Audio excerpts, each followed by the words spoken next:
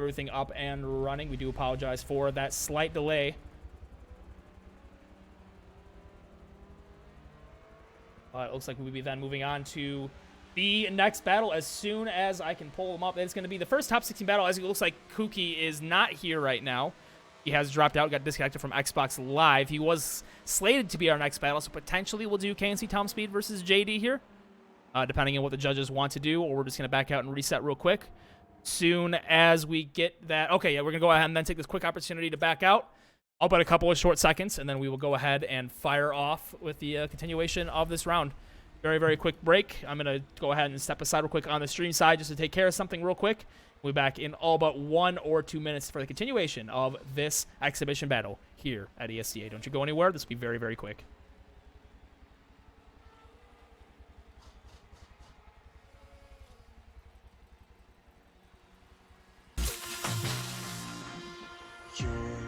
So distant when you're home, always hanging by your phone. Do I even know you? And I get paranoid sometimes, 'cause I know that you ain't mine, and I'm lost without you. Used to be the one I talk to when I'm sad. Can't you see no tainted love is all we have? Our issues run so deep, now when I try to sleep I feel so bad. I should leave, and by the time it's done I'll be gone.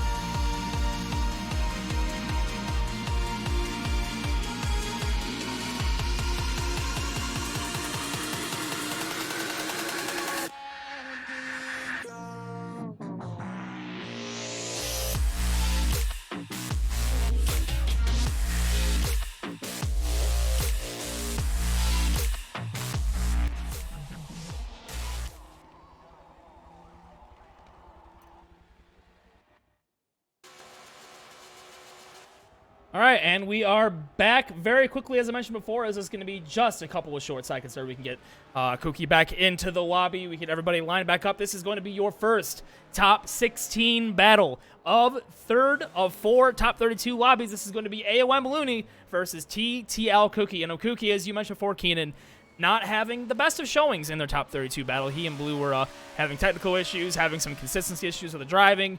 And, you know, now they have to go up against AOM Looney, does Kooky. Looney, very impressive buy run, but again, this will be also his first actual head-to-head battle of the day. So there's still definitely a lot to be spoken of as far as this battle. It's not necessarily decided right away. You know, really we got to see if Looney is going to be able to warm right back up into it and start firing off. And we'll see if Kooky can get his stuff fixed out here with the first top 16 battle of this lobby. Warming those front tires up, very important. Not another car that you see very... Oh no, I thought he lagged there for a sec. Not another car you see very often. Very difficult to tune is this Torque Stallion in Forza Motorsports 7. It's not the easiest car to drive, so props on Kooky for that. And Looney, unfortunately for Kooky, has been driving that Alec-Honadel S14 for about as long as I've had chest hair. So I know that doesn't sound very long, but it has been a very long time. Very comfortable in that car. Moving into our first battle of our top 16 here, Group 3. Oh! Room is Kooky! Oh my god, I can't believe he didn't hit him. He was leaving some room, entered a little bit late. Gap is going to be very open now as Looney one tire off in the outer zone. Kooky actually not doing a bad job of catching up. That gap was way bigger, but Looney just being able to chill out now in that lead position. Kooky opting to give Looney, it looked like he opted to give Looney a little bit of a gap and then close in, but instead just over-rotated. I don't even know what that was. Whew. I don't know about you, Keenan, but in the back of my head, I was hearing that sound that like those bombs make with the whistle in the back. Just as soon as he came flying in the return one, I'm like, oh, this is not gonna end well. Yeah, the dive bomb, yeah. Yeah, that's what I was hearing, at least in the back of my mind, or like the submarine dive. But regardless, no contact made. That was almost incredibly disastrous to that run, though. Kooky, big deficit for sure, probably, but it's not over yet.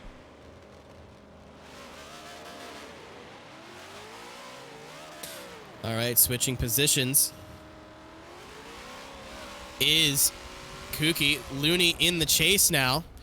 Again, Kuki just not looking very set in his ways on that first and that initiation, but Looney going to give him a little bit of space here, but still fairly close.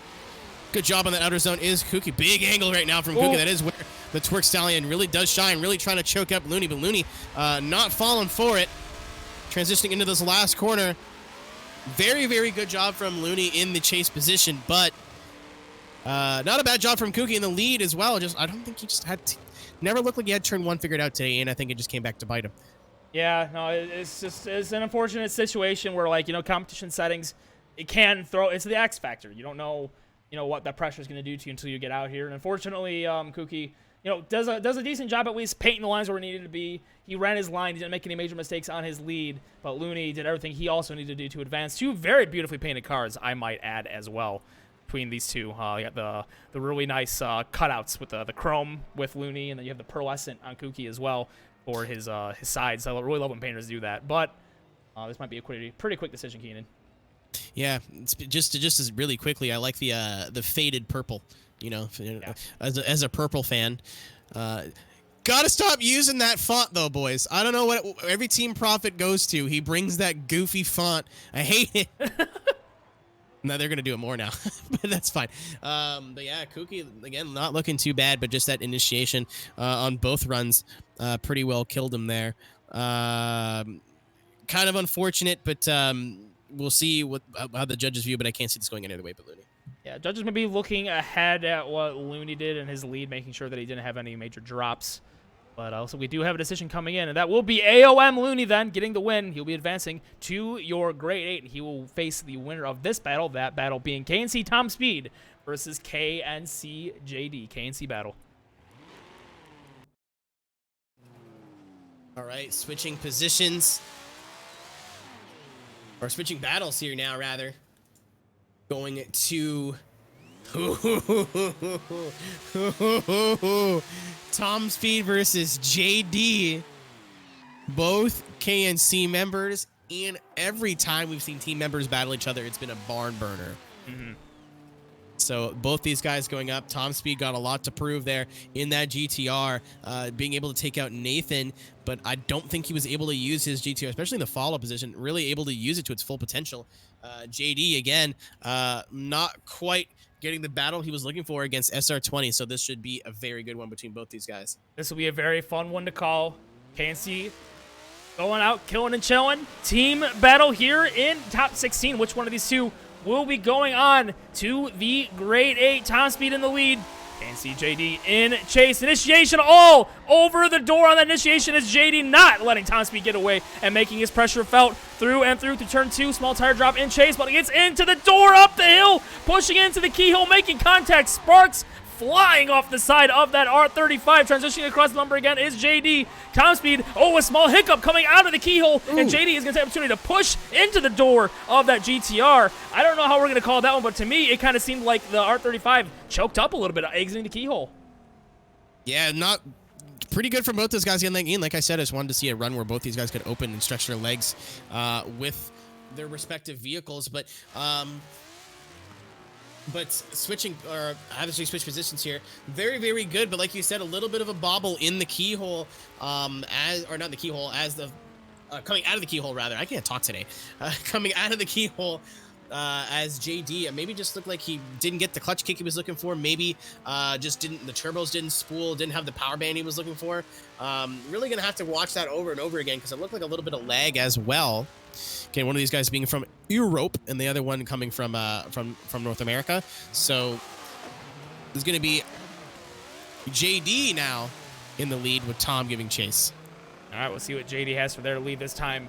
Tom Speed potentially on a deficit. We still got to go back on that first half, but he's still going to need to make something of his chase. JD throws it in back for turn 1. A little bit offline is Tom Speed, and that's going to allow JD to start checking out up the hill. JD a little shallow into the keyhole, though, allowing Tom Speed closing back in, getting on that power with that R35, trying to make his best to get back into the door of that BMW. JD, solid lead thus far, gets on the power, beautifully exiting the keyhole as well. Good transition across the bumper between the final 2 corners is Tom Speed, but once again, just not seeming to be able to get that car to settle in for that chase position.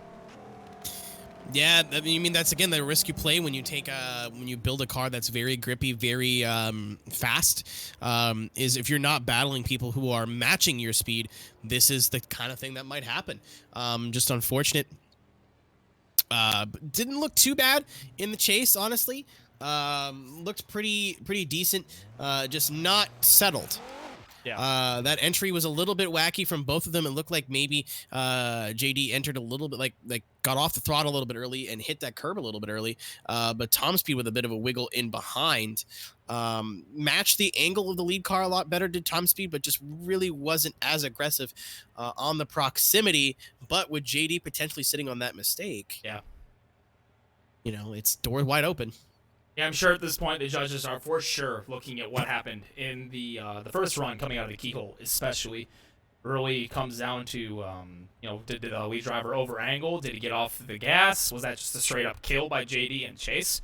Definitely a lot to talk about here.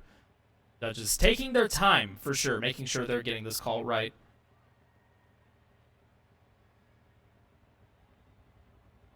And the call is in. 18-12. KNCJD will be advancing to the next round of competition. Yeah, I mean, pretty close all the way around. Honestly, would have been completely okay with this going one more time. Again, but very, very tight between these two drivers.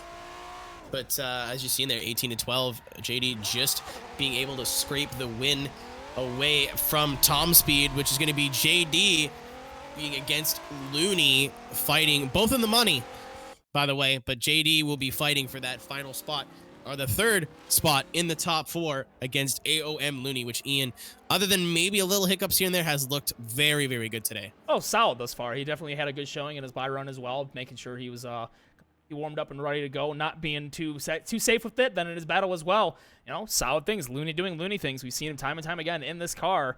Just being solid, being consistent is what you expect from a driver of that caliber at this point. Now that it's coming down to the thick of it, AOM Looney, your second seed, gonna have to do something against KNCJD. Also looking pretty darn stout, if I must say so myself. We could be in for a pretty good battle here. Yeah, I mean, both these guys pretty aggressive in the chase when they need to be. Actually, I like that about both of them, is that they're aggressive when they need to be, but know when to tone it down. Looney, again, one of those guys too that when he needs to turn it up to 11 has that extra something in him as he waits on the top of the hill for JD to get some new rubber.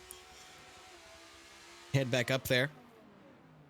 We've seen a lot of guys drive different cars today. Again, I keep mentioning it, but it looks like a lot of guys who stayed true to their mains, if you will, are really paying off, with Looney staying in his car, in his main car that he's used to. Scorp, again, we've seen him drive some different stuff, but he's always making his best runs in that Mustang. Chandler, not necessarily driving that that Vauxhall, but, you know, same sort of style where it's a hatchback, something weird that not a whole lot of people drive. Right. If anything, I think that Civic might be even better because of the wider stance and the different options for tires and different engine options as well. But, you know, JD usually strikes me as an R34 guy. So to see him out here in the BMW is a big change, but making it work for him so far. But he's going to go up against Looney, who's very comfortable in that chassis.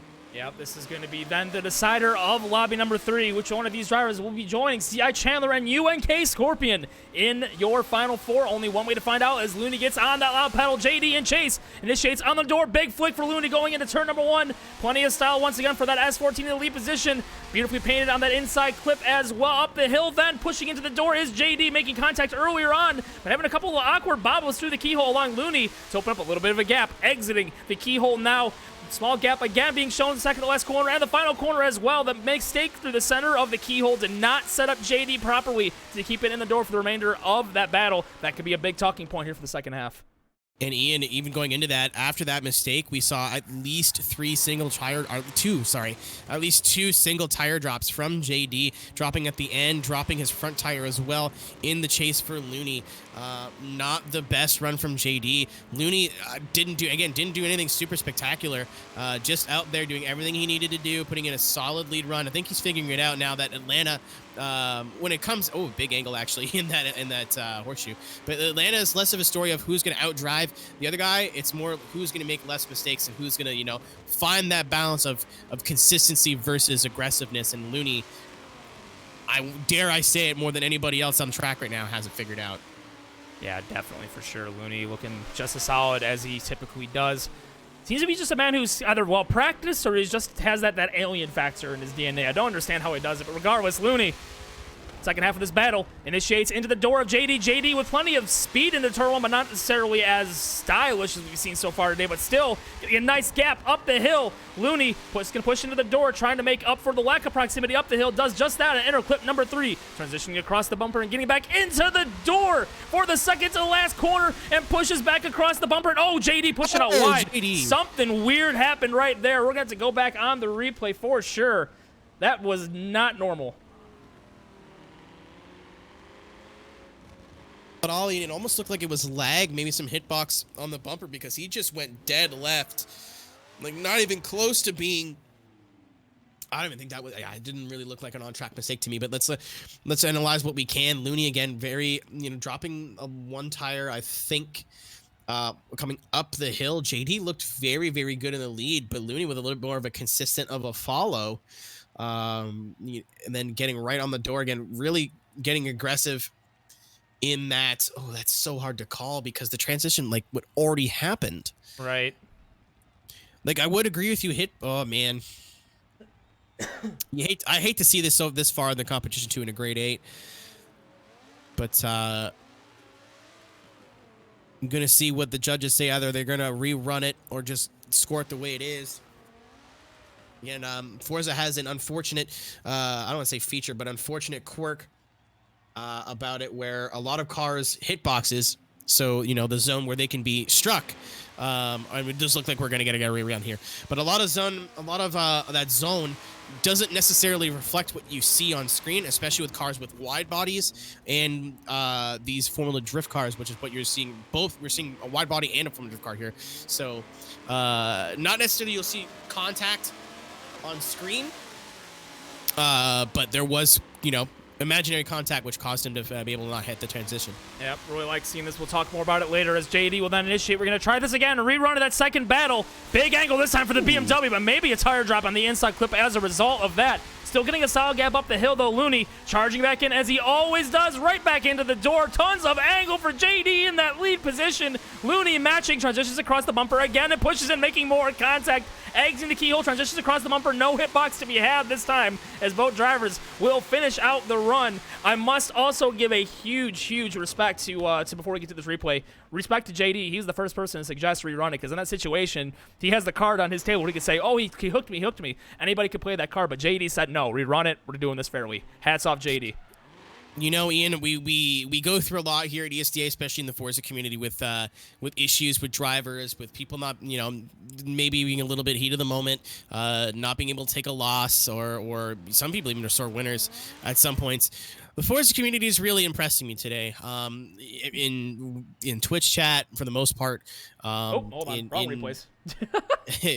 In Twitch chat for the most part, and as well on track is even where you're seeing it. A lot of very just well-spirited. Everyone's out to have, be competitive, but at the end of the day, it is a video game and we're all here having fun. So hats off to anybody who's entered today. The sportsmanship has been on another level. So congratulations to everybody. You should give everyone, regardless of where you finish, first or last, everyone should be getting a pat on the back today, because it's been a monumental mood shift. If this was ESDA a year or two ago, we would have had like a fist fight. Yeah. Someone would have been calling someone else's parents. It would have been a disaster. So that's where the community really needed to bring themselves up, and it looks like that people have answered that call and really came out and show it. But again, going back into that run, as we have the proper replay question mark. Yes, we're good. Okay, cool. Just making sure. What you'll notice from Looney is he minimized his tire drops from the first run. Really, I think we're just looking for an exclamation point to end this. He was very aggressive in the chase, a lot of taps. Not quite sure why he would go after that, personally. After you have a hitbox issue, which, if there is contact, you're going to be called for it. After you had a hitbox issue, I would be looking to, get aggressive in the chase, but not boom, boom, boom, boom, boom. You know what I mean? But you see like 1 or 2 instances of contact, especially after that that horseshoe. JD, I wouldn't be doing donuts if you might go more time, buddy. You don't want to Nirvana it. Don't that Nirvana would be bad. it. That would be very bad, not good.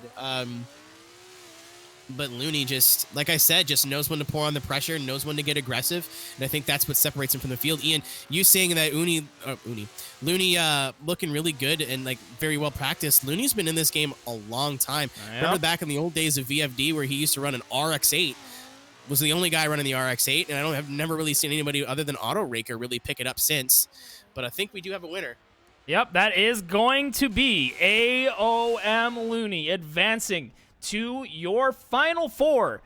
AOM Looney takes down KNCJD, and he will be joining CI Chandler and UNK Scorpion in your Final Four. Keenan, this has been very fun so far, and we're not even done yet. One more lobby to go in your top 32 competition. My boy Smarmy Binky back at it. He'll be going up as seed number 3 versus Mad Max, CSC Burt, AOM Chronic, me Alexander, Wiggly Piggly, Preston, and Unix are in your next top 32 lobby number 4. And the reason why I say that he's the man that allowed me to not wear a mustache back in 2019, and I will forever stand my boy Smarmy Binky. Just laughing at your own joke? No, I'm laughing because you're silent. I think you're still salty about it. Yeah, a bit, yeah. So regardless, that's going to be it for lobby number 3. We'll be right back for the continuation of the 2020 ESDA exhibition here at Road Atlanta. Don't you go anywhere.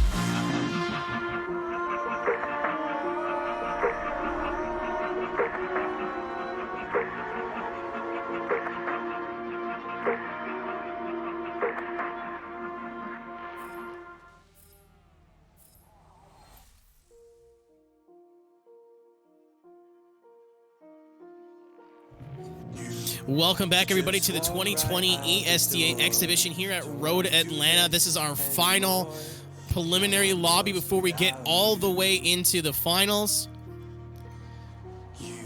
We are moving on here. This is, again, like I said, the last top 32, 16, and 8. We'll be figuring out who your final 4 are and who's going to be playing for the big money. In this lobby, we have Smarmy Binky, Mad Max, TSC Bert, AOM, Chronic, me, Alexander, let's go, Wiggly Piggly, just Preston, just plain old Preston, just Preston, and then Unix, 5890. Really excited. Some of these guys I'm familiar with, some of these guys I haven't seen drive in a while, and some of these guys I have no idea who they are, so really excited to see the contrast here. Wiggly Piggly is somebody that we saw in VFD, actually, so I'm really stoked to see him back, representing Lock to Lock Drift. AOM Chronic, obviously Automotion. Alexander in the Boxy Boy, big props. Big props. Oh, wow, yeah. Yeah. Shoutouts to our boy Ranga over there in Apex Legends land. I hope you're doing well, my guy. As, well, I mean, it's not untrue. I didn't mean for that to be a joke. That wasn't a dig. We miss you, Ranga. Yeah. A genuine, like, I hope you're happy and you're doing things that make you happy. So, well, just imagine, though. I'd imagine Ranga would still be here if they just would have given him the damn 265s. Like, yeah. Chris! It's all would have taken, Chris! Chris! You killed a man, Chris! This is your fault! All right, well, Smarmy, speaking of people I've never seen drive before, Smarmy Binky versus Mad Max. Smarmy Binky I will not talk about because I'm still mad at him. But Mad Max, representing that BMW clan, very nice looking livery as well. Smart Binky, just kidding. Smart Binky, of course, one of the only guys to see drive the newer GTR, but really makes it work for him as we're going to go here with our first of our last group of battles for the top 32. The Binkster in the lead. Oh. Mad Max getting really aggressive in the chase, going to hit him on the door. No tire drops being made. Lucky for both of them. We're going to see if they can gather it up. Have a good second half of the run. Binky with big angles, getting able to pull it off. Just barely being able to pull that off with that angle through the horseshoe. Mad Max completely phased in the chase position right now. Possibly dropping a tire. Definitely dropping a tire there. Binky, what the hell was that? Hey, my name is Smarky Binky.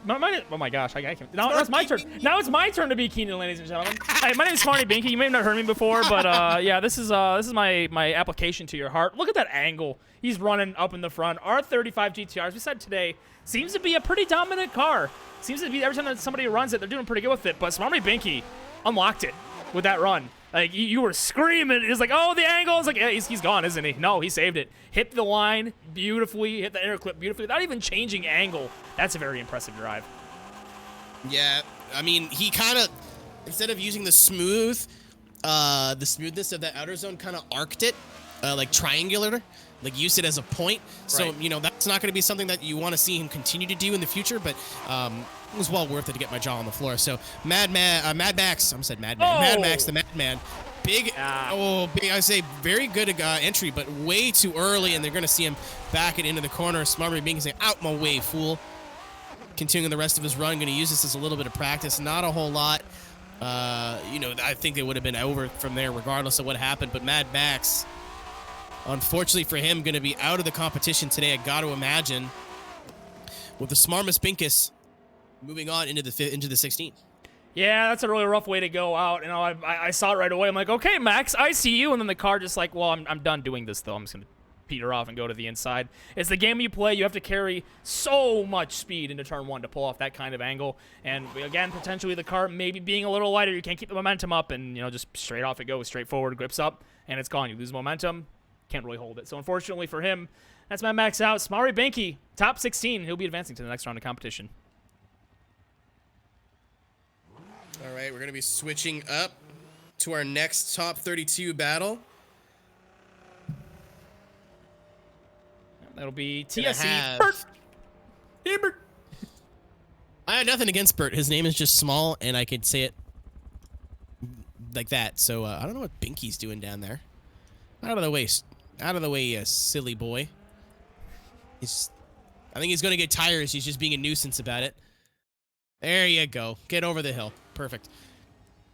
Chronic going to be going up against Bert. Bert in that Honadel S14 with Bert in the old reliable, Chronic, sorry, in the old reliable O2 Corvette or Camaro. I can't talk today at all. For anybody who is back from the old Forza drifting scene, this thing was an absolute weapon when we didn't regulate tire sizes. You can get big 365s, I think you can get in the back of this thing. It was ridiculous. So Bert going up against Chronic here. Top 32 battle, Group 4.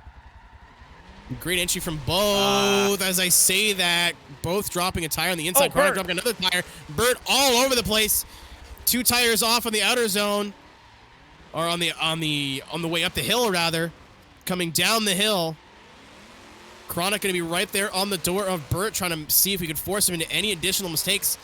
Bert just not doing himself any favors right now. That was rough. It just seems like he didn't have it settled from turn 1, and he tried to snap it back to angle to get up the hill and then towards the keyhole.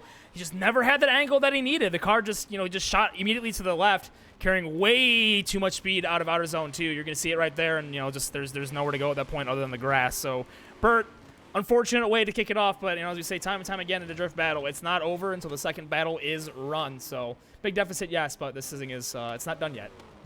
TSC Bert going to TSC bruh there pretty quick.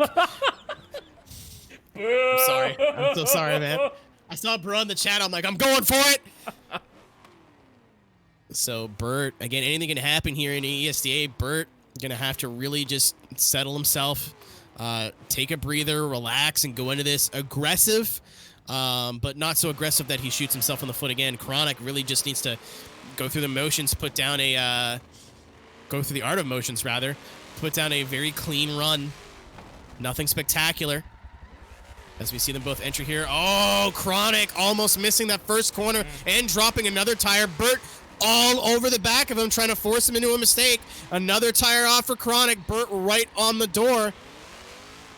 Transitioning to the downhill portion of the course. Big angle from that Camaro in the lead position. Hitbox again, perhaps. Bert put more blue paint on that car than there is on his car altogether. Oh, I want to be. He was trying to force him into something, but I don't think that's going to be. It might be, but I don't think it's going to be enough. Wouldn't be surprised if we then see Art of Motion changing their team paint to blue after that one. Yeah, they already have like all the blue paint they need to go ahead and just spread it around the car at that point, right? Yeah, I mean, Bert did everything he could there. Yeah. Didn't really do anything bad, but anytime he had a chance to get on Chronic and really breathe down his neck, he did. Chronic, I think the only mistake that he made was the entry. The entry was not great. Doing the same thing he did on the follow, but because you're the lead car, it really gets exasperated and really is more obvious in that lead position. But not quite sure from that camera angle if that's 1 or 2. But let's see what the judges say, though. In terms of the scores, again, for those who are just tuning in, we're using basically, it's an old style D1 GP before they moved to the DOS system, where every judge gets a total of 10 points they can allocate to each driver for in total. So, if one judge says Chronic 6-4, and then they tally up all 3 of those scores and give you a final score at the end, which is why you've been seeing scores out of 30. Seen some pretty close battles today, and I remember we saw one that was 17-13 was I think is as close as we've gotten. Yeah. To other than an OMT, I think that was the closest one we've seen.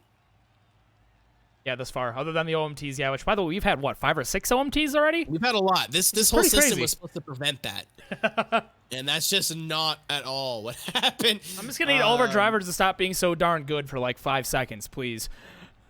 I mean, that's what happens when you put money on the line, and not even that. When you have open qualifying, and you have, I'll see if I can get in and see how many people qualified, just to be sure. But so like whenever we do these open qualifiers, you get the best of the best.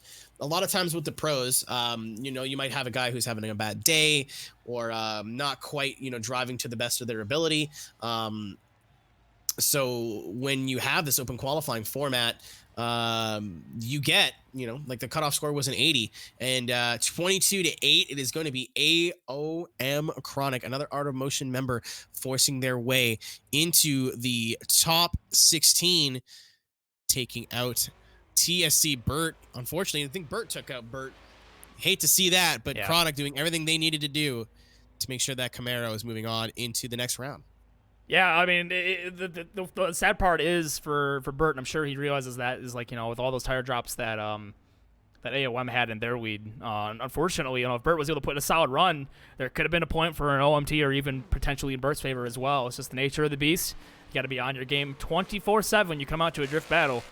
And now we're moving on then to the next round. That's going to be me, Alexander, up in the lead versus Wiggly Piggly in chase.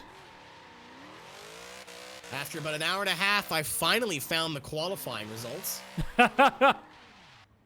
You check results. Nope, not there. You check announcements. Nope, not there.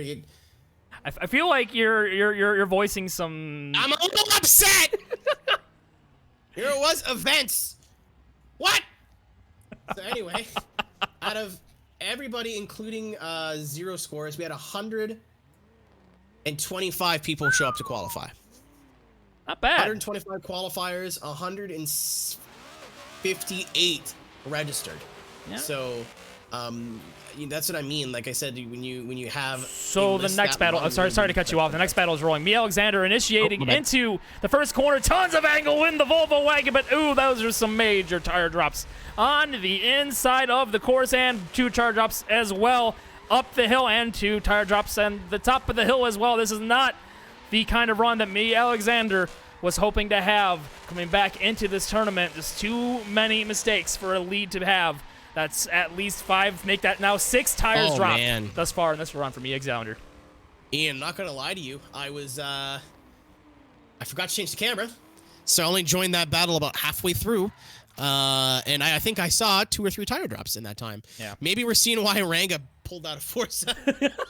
The Volvo's just too much of a monster. Alex qualified really well, if I recall. Yeah, he was qualified P6. 6th place in that Volvo, representing Okami no Ichigun. But just not the run he was looking for. Wiggly Piggly just kind of looks like he took like a step back, went and just make your mistakes, bro. I'm just gonna sit here and vibe. So still anything goes here, but Alexander really gonna have to do what Burt did almost, and really try to force Wiggly Piggly to mistake. To that I say, imagine if that car had 265s. It may have stayed on the road. Just imagine. I'm sorry, Rango. Here we go then. Wiggly Piggly off in the lead. Initiates. Oh, contact being made in, and big angle for Wiggly Piggly into turn number 1. Alexander pouring on the pressure in the back. 1 piece of contact made already. Wiggly Piggly pushing it wide. 2 tires off. That's an overtake for me, Alexander. This is an interesting situation. Wiggly Piggly making a mistake in the lead position. This could potentially push us to an OMT then, because if Alexander's got enough tire drops to call that a 0. Ooh, I don't know, Keenan. It's gotta be Alex or OMT now. And he's already lined up. He's already ready to go overtime. But Wiggly just needed to get a run in almost. Like, I know Alex wasn't sitting on a 0, but Wiggly just needed to put a run in, and unfortunately it's so easy. It's so easy to overshoot that outer zone. You see him just not really slowing down, and just very, very, it's way too fast going through there, as these 2 guys are already lined up again. And the call is actually one more time, Keenan, so they're going to go ahead and go again. Perfect. I'll be able to watch this one. So we'll see if this time Alexander can do a performance that was indicative of that 6th place qualifying score, because, that was a lot of tire drops, unfortunately. But Alexander this time, we get another chance at this. Let's see if he can pull it off. All right, Alex in the lead. It's a good thing both these cars are blue, because there was a ton of paint swapped on that last one. And this OMT battle, much better. The initiation from Alex as Wiggly Piggly, again, just giving them a little bit of room as they start to chase each other up the hill. Alex hanging the rear bumper off that outer zone, but right on the door is Wiggly Piggly, not letting him get anywhere. Oh, maybe a little bit of a wiggle there from the 240, as this is, we're really fighting to see what the superior 240 is right now. Is Sweden or Japan, both the same power. but Alexander putting down a run that is worthy of his qualifying position. Wiggly Piggly was right there up until it looked like he maybe just had a hesitation on the throttle, and you saw that hiccup in the chase. Yeah, up until the exit of the keyhole, I really couldn't fault either Alexander or Piggly for any portion of that run. Very aggressive and well in chase. Piggly making a couple pieces of contact, especially coming out of the keyhole, ripping that rear bumper practically off the car. But yeah, unfortunately, small bobble exiting the keyhole. So wanted to try to settle into the door, but didn't quite get the timing right for the throttle application. That's allowing Alexander to pull off into the sunset just a little bit for the second half of that battle. All right, switching positions now. Alex in the chase in that Volvo, as we just only has 255 rear size tires, I believe. So not the speediest vehicle in the world, but a lot of these guys, you know, running anywhere from 265 to like 315s. So with a bit of a narrower tire, I'm gonna have to make the best of it. Wiggly Piggly, a bit of a Wiggly Piggly entry as a right on the door as Alexander trying to force that 240 into a mistake again, but unfortunately not going to do it. He hits him again. Paint being completely swapped from these two cars heading into the downhill. Almost got into him again. Going down in the lower section of this downhill. Alexander just did that Pokemon thing where he turned his hat forwards. Was like, all right, enough's enough. Good Lord. Gonna go to the side-by-side. Definitely a lot more aggressive in chase was Alexander in comparison to Wiggly's chase. However, again, towards the end of the run, discrepancies starting to be shown. The proximity towards the end of the run, Alexander kind of losing out a little bit, especially from about like inside clip 3 on. Just didn't quite seem to have the car where it needed to be, but the first half of the battle so much closer in contrast. But you can see right there that a little bit of an over-aggressive charge going to inner clip 3 causes him to have to charge once again going into the second to last corner, dropping back again for the final corner as well. So a little inconsistent in the back half. The question is then, was the consistency in his chase in the first half in comparison to Wiggly's enough to offset that back half mistake again? Because I do feel like all in all, Alexander's chase was a lot more lively up until inner clip number 3. I mean, and you got to take that into account. Like he already had a solid lead run. So the chase run, I think he already put his exclamation point on at that point. So why chance excessive contact or something like that? So maybe I have the burps today too, apparently. So coming out of that inner zone 3, why, you know, stay glued to him and why keep going bang, bang, bang when you've already kind of made your point? Just kind of go, okay, cool. Like I got the chase run I was looking for. Let me back off a little bit and make sure we both finish. Because coming up that hill, if he would have hit Wiggly Piggly one more time, he may have sent him off course. Yeah. So I think he was like, all right, I got to calm down a little bit. And then, you know, he was there for the last portion of that run. But, you know, I think that may have been intentional. That may have been a strategy call. Yep, judges still deliberating on this one. Still definitely have quite a bit to talk about here. There's going to be differences in the chases. I think that's probably going to be causing this to be what's being contended right now. Also, I must say Alexander's angle going up the hill probably be a little bit better than Piggly's in contrast, but, you know, at the end of the day, still many talking points on this one. This new judging system, in theory, sounded like a great idea, but it's looking like they have to be a little more you know, finite with their decisions on what parts of the run they're going to be scoring points for, and being way more decisive on what's what, because, you know, these decisions, while they have been, you know, split, they've been close, you know, there's a lot of what's the word I'm looking for? You have to be like more on your game with what you're calling here. Oh man, holy cow, Keenan. It's going to be offset between the two. That is 15-15. One more time. Okay. Okay. All right. Sure. Preston and Unix are like, all right, never mind. Yeah. All right. So going one more time again. Alexander, you got to get out of the Twitch chat, buddy. We need you back on course for our second OMT. And I do believe ESDA rules do dictate that they need a winner from this battle. So Alexander driving out of his mind, especially in the lead position. They probably are just looking for him to clean up that chase a little bit. There was a ton of contact there. Yeah, Alexander had all the right ideas in the first half. He just needs to execute in the second half as well, and potentially that could have been going his way. But here we are again. OMT number 2. Different situation, but still at it again. Oh, a tire drop for Alexander going in. That was almost disaster. Back end almost over-rotating as a result, but he recovered it nicely, and now powers up the hill. Wiggly keeping the door. Alexander, tons of angle into the keyhole. Beautifully driven. That Volvo up front, running the line where it needs to be. Piggly in chase. He is present, but he's not getting into the door. Alexander pushing onto the rumble strip. That could have also been a disaster by the narrowest of margins. Alexander is playing with fire, Keenan. Yeah, I mean, that car doesn't have a lot of wiggle room, no pun intended. That car doesn't have a lot of wiggle room when it comes to making adjustments and being able to keep it on track with angle. So I mean, him going for these big entries and him going for these this big angle in that horseshoe is very risky from Alexander. But you know, he's 8th qualifier for a reason. It's probably comfortable with that car in that position. Wiggly Piggly, though, not to take anything away, did not leave him up until the second half of the course, where you're not seeing the strength of that car on the second half of that course. And as you said, Ian, grabbing a little bit of that rumble strip is all fine and dandy, but that car being as small and as light as it is really got kicked around there as we're moving into the second half. Yeah, that could have been definitely an instance of where the car could have gotten hung up on that rumble and it just would not have allowed him a transition around. He got very lucky in that regard, playing with the razor's edge. What can he do in chase this time? Wiggly has his opportunity for another lead, not necessarily as applicative on the angle in comparison, but oh, big mistake for Alexander in chase, dropping plenty of tires. Wiggly getting on the angle, up the hill, out into the outer zone as well, pushing into the door is Alexander again, not getting phased by the earlier mistakes, and this time being way more consistent with angle all over the door of Piggly on the second half of the course, not letting that 240SX get away in the lead position. Wiggly, pretty solid lead, but once again, Alexander being a little bit more present in that chase position.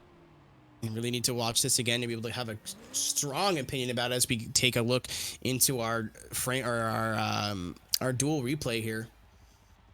Alexander right there on Wiggly Piggly not quite having the entry that they were looking for. Alexander's tire drops are going to be into account there as well. Whether they put that on Wiggly not having a consistent entry or whether they put it on Alex getting a little bit aggressive. Alex just, you know, I'm not sure that the blue or the teal on Wiggly Piggly's car was there when they started battling. I think that kind of put it there as they went along. Great run from both those guys at the end, but unfortunately, Ian's going to come down to that entry, I think. Yeah, I swear this livery was not chrome shift when this battle started. Yeah. So, I just don't know about run 2, unfortunately, for Alexander. Those were some pretty big drops. Like, all things considered, like, yeah, Wiggly's entry wasn't necessarily consistent, but I wouldn't necessarily call Alexander on the door enough to say that it would have thrown him off at that point. You know, those are 2 tires off to the left and almost a complete shutdown as well. That was a big old monster jam moment on the left-hand side of the course. So, yeah, judges, they have quite a bit to talk about here, needless to say. This is a tough one. It's almost like another situation again where, like, yeah, it looks like Alexander, this is in his favor, is looking pretty good, but oh, he just made a mistake. It's almost the exact same thing, but on a different portion of the course. Yeah, it's maybe more to his detriment here, though, Ian, because instead of just bouncing on a curb, I definitely saw one. You know, almost a complete straight in there as well. Okay, so just the left front. Just the left front there. It was close to 2, but it's just one. Yeah. But who do you put that on? Obviously, Alexander is the driving the car, so it's easy to blame him. But I see a world where they might put that on Wiggly Piggly. Watch his entry again. He doesn't stay out wide like you're supposed to. He hesitated as well. Yeah, and the hesitation. So I was going to say that hesitation's what got me. So as a follow driver, if I see that wiggle, I'm like, oh, he's making a mistake, and then you try to have to figure out what to do behind him in not a whole lot of time. So I would say it's probably 60-40 Alex, but I think that whole checkup and that adjustment of his line was a reaction to seeing that wiggle from I keep saying that word, but seeing that wiggle from Wiggly Piggly. Yeah, that is definitely the contention point of this battle, needless to say. Judges still talking this one over. Poor Preston and Unix over there like, please. They probably already worn in like 20% of their tires warming up. Okay, we're going now. Oh, no, we're not. No, we're good. No. So let's see what the judges have to say. I'm pretty sure, as you said before, per the rule book, there has to be a winner on this one. So Dai is typing away in chat now, plucking away at the keyboard. 17-13. That will be me, Alexander, advancing to the next round of competition. Very narrow margin. Oh, man. He's got to clean that up, man. That's stressful. Yeah, that's very, very stressful. That's way too close. Yeah, that's... No, Wigless Pigless, I love you, but Alexander, like, you know, with a great lead, very little wrong with his lead, great chase as well, but he keeps getting caught up in these little things, like little tire drops, little curb bounces, something to that effect. So he's really got to clean that up moving forward as we are in our last, thank God, our last top 32 battle of the day. We'll be going Unix 5890 against Preston. Preston still having the JSI in his gamer tag, but, you know, not running the paint and he was in the C4. It was earlier today. I almost forget who it was. I definitely forget who it was. The C4? It was an Art of Motion driver. I know that much. It was Chronic, I think. No, Chronic was in the Camaro. I don't know, man. No, for sure. It was Ray J in the C4 Corvette with that exact same livery. Gotcha. No, you dropped out for a little bit there. I didn't hear you. Oh, did I? Yeah. Okay, cool. My mouth was over my microphone, so maybe I should stop doing that. So, here we go. Preston in the lead. Unix giving chase. Unix in the BMW. Preston in that SN95 Mustang. Great entry from Preston. Seen him do great things here in ESDA before. Looking very nice and fluid up in the lead position, but Unix not letting him get anywhere. Making up for a bit of a foibly-woibly initiation there. Very close in the horseshoe. Gonna see if he can make the best of it on the second half. There, but not quite there. No mistakes in the chase, really, other than that the beginning part, but Preston looking like he's been drifting all day. He's looking very comfortable. Foibly, loyably. You are just stuck on that Wiggly Piggly cadence, aren't you? Yeah, he's messed me up. But anyways, yeah, Preston up from the lead. You know, for Unix, that's a tough draw. I mean, this is only the 2019 ESDA champion. He's a solid driver. But you know, honestly, all things considered, Unix kept it in the picture. That was not anything to be upset with. I mean, obviously Preston's lead, solid as ever, but Unix didn't get phased by the pressure, and he was actually there. Like, it was actually a solid drive. Maybe he could have cleaned up a couple of things as far as like matching angle, but all in all, you know, that's still a solid drive for the caliber person you're facing. All right, switching positions. The Unix going to be in the lead. Preston giving chase. Beating the hell out of the limiter there. Preston always one of those guys that does that, has his gears tuned that way. Oh. Very good initiation from Unix. Preston, I think, just gave him some room to make a mistake, and he never did. Oh, he might make one here, though. One tire off, just not having the line, and unfortunately getting stuck in the grass. Preston reading the play, being able to get on the door of Unix, but not quite making the best of it. Ian, if it wasn't for that tire drop, I'd see this going again for sure. Yeah, honestly, all things considered, I think Preston was just playing it a little too safe. As you said before, waiting on the mistake that never came on the initiation. Really didn't set up his proximity that well for the second half of the course either. And yeah, without the tire drop, there could be a world where this was going again. And I was kind of taking a journey into the mind of Preston going into the keyhole there. I seen the tire drop. I was thinking in the back of my mind, ooh, kill, pass. But that could have been disastrous because Unix was able to somehow, some way get that card to shoot back to the right across the track, not letting that door be opened. But, you know, that was still the only tire drop of this battle, I'd like to say. So that's definitely not going to be playing in his favor. All right, waiting on a call here again. When you're battling someone you've never battled before. You know what I mean? I don't know if these guys have ever battled before, but that's what it looked like to me. Is Preston was a little bit unfamiliar with how Unix drives, and you have to make a choice. Do I get really aggressive on this guy? Do I, like, you know, hound him? Do I drive him like people that I know are going to be nice and fluid and, like, be really aggressive up front? Or do you do what Preston did and kind of just give him a little bit of extra room, give him room to maneuver? You have a great lead run in the bank, so why do you risk that? I'm sorry, I can't talk today. Well, according to the judges, they're going to go ahead and then favor what Preston did. That is going to be a 21-9 JSI Preston, advancing to your top 16 of the competition. That was your final top 32 battle. Next up then is going to be your first battle. I'm so hungry! Yeah, I'm getting pretty hungry over here myself, honestly. Smarmy Binky versus AOM Chronic is the next battle on deck. Somebody bring me some chicken nuggets! Chicken gravy and chicken nuggets! I can, I'll talk to Blake Reynolds and get some tendies sent your way. Maybe we should take care of. Oh, that'd be wonderful. Blake likes me. Yeah. I think. He does. All right, moving into, like Ian said, our first of our 2-16 battles here. We got Chronic. Chronic, not sure if it was just a result of what we saw, of that aggressive chase run from Burt. I'm not sure if that was it, or just not quite being settled in that initiation. But he's going up against Smarmy Binky, and from what we saw, Ian's Binky is looking pretty good. Pretty good. You know, his lead was solid as ever. Binky, plenty of speed as well. He was definitely utilizing that chassis very well. But unlike most who have been running the R35 today, he was also able to do some things in chase with it aggressively as well. He seemed to have learned the pacing of this car. He seemed to have learned the correct throttle applications, the correct braking.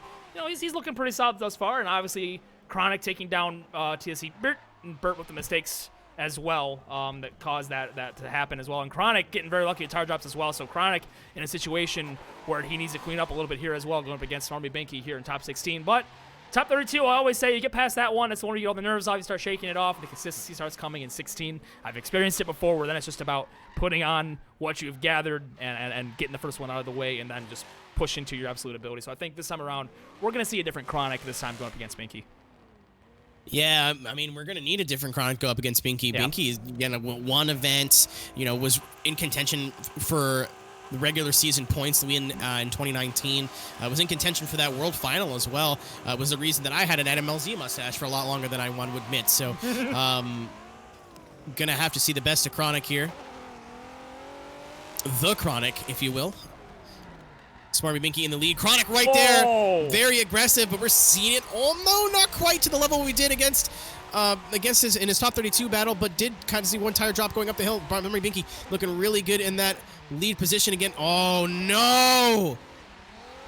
Chronic all over the place in the chase position. Another tire drop coming right there. Binky maybe kicking up some dirt there on the exit, but definitely not the run he was looking for. I was about to say it as well. This is the Chronic we're going to need to see to compete here. He had it all but figured out, but unfortunately, I don't know if he stalled it or had a small bobble going through interclip number 3 in chase, but he just was not able to keep that thing in drift. And it wasn't a shutdown, but he didn't necessarily match Smarmy there at that point, and that's where any ground that he had gained with a really solid chase right there, interclip 3, straightening out through it, really unfortunately losing out on the advantages he had in his chase position throughout the entirety of that battle. Again, not to take anything away from, not to give Binky all the credit, where he did that outer zone thing again, where he just kind of bipped it and took off again. He didn't ride that outer zone. Right. So, I mean, of course, Chronic had his own issues in the chase, but Binky, that may have to worry about that going forward here as we go into the second half of this top 16 battle. Great entry from Chronic. Oh! I gotta stop saying that. I gotta stop talking, apparently. Every time I say great entry, poor man drops a tire. But Binky right on the door of Chronic, see if he can try to force him into an additional mistake. Oh, Binky! What is happening? What did we just witness? I heard the revs drop, Ian. I almost want to say it was maybe just some bogging. I don't know. But I don't want to say too much, but Binky definitely knowing something happened there, because you could see That's not what I wanted. him assume it's a technical issue because he hasn't driven past that van, and normally when drivers do that, they're going into the Discord to be like, hey, there was lag, hey, there was hitbox. We do have the incorrect replay on the second. I fixed it. You need to refresh your stream. You're behind. So just, yeah, Chronic just going that big angle, getting on the gas a little bit too soon. Didn't him. Oh, and he just painted that inside white line. Maybe Binky just got boxed out with nowhere to go. I don't know, man. I really don't.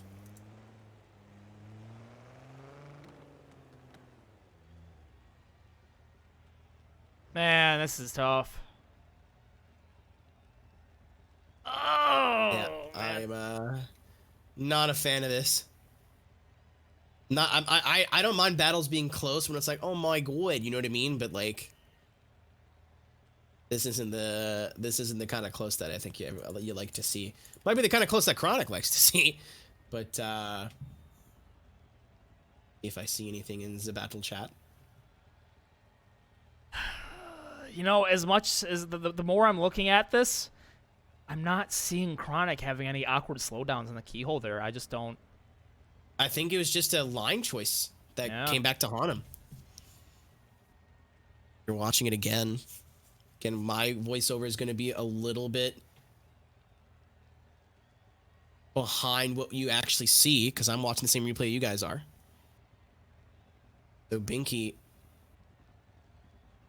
we get the double up here.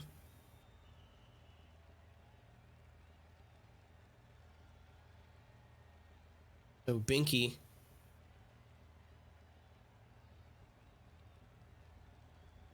Yeah, he just looks like he started to shallow and then just couldn't gather it back up. It's like he needed to drop a gear or kick the clutch or something, but the thing just bugged. Like there was a small checkup going in where I see the case of maybe he got in the brake at that point, but I don't feel like there was anything that Chronic did wrong going into interclip 3. Like, there's a small bobble going in. But then at that point, he's throwing big angle and he's not going quick. But like, and I'm seeing that car staying in drift, keeping it angle, no awkward bobbles from outer zone 2 to interclip number 3. There was only that slight decel in a decel zone going into outer zone 2 there. So, yeah, I don't know.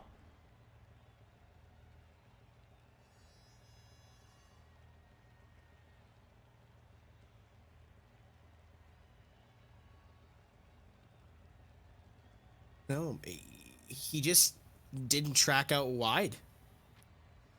I don't know what else to say. Like, yeah.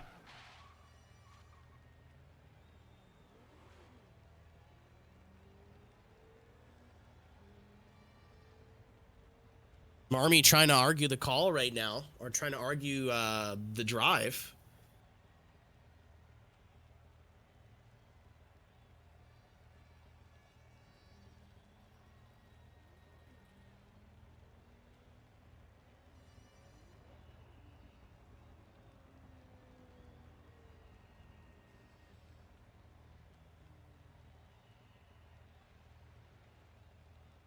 But the reason we're being silent here is we're just basically hanging on a decision.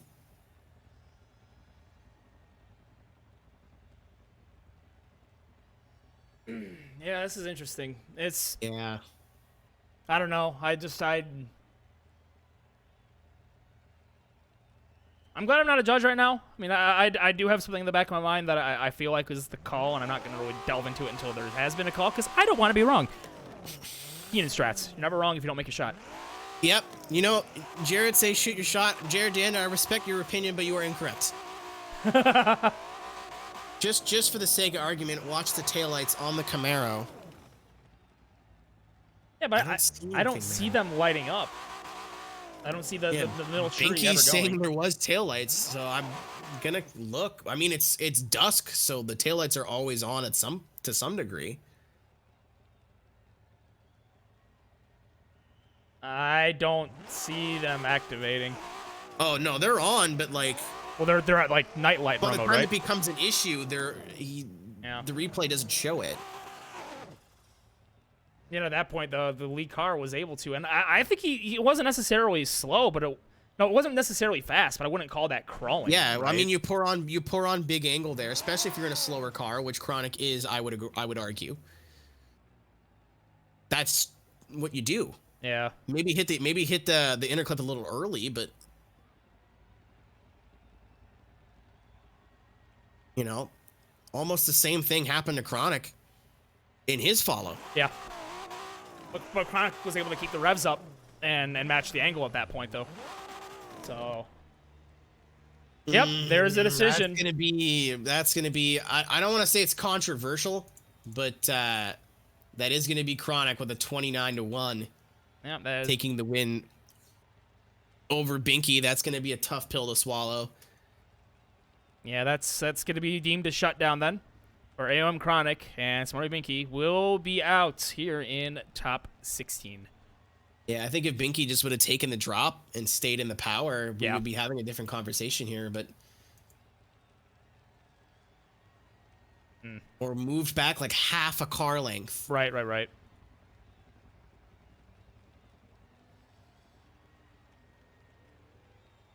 Well, regardless, then, that's going to be the end of that battle. That's going to be AO and Chronic going up into the Gray 8 of this battle. And they're going to be facing the winner of Mia Alexander versus Preston. It's going to be a fun tough, one. man. Yeah. That's tough. Because, I mean, how many times have we watched this back? Like 20? Yeah. And I'm still like, I see both sides. But, I mean, one car was online, one car wasn't. At the end of the day, that's all you can do. So, the next battle up, as Ian said, is going to be Alexander versus Preston. Alexander out of the frying pan into the fire here when it comes to tough battles. Wiggly Piggly taking him several rounds. One of our Swedish drivers. We might be. No, we're okay. No, we We're just had two We're guys okay. go. Yeah. All right, cool. So, because I switched to Alexander on camera, and then I got kicked out of that camera for some reason. So, I thought maybe he dropped out. So, Alex really needing his final form here because Preston is looking good in the lead position.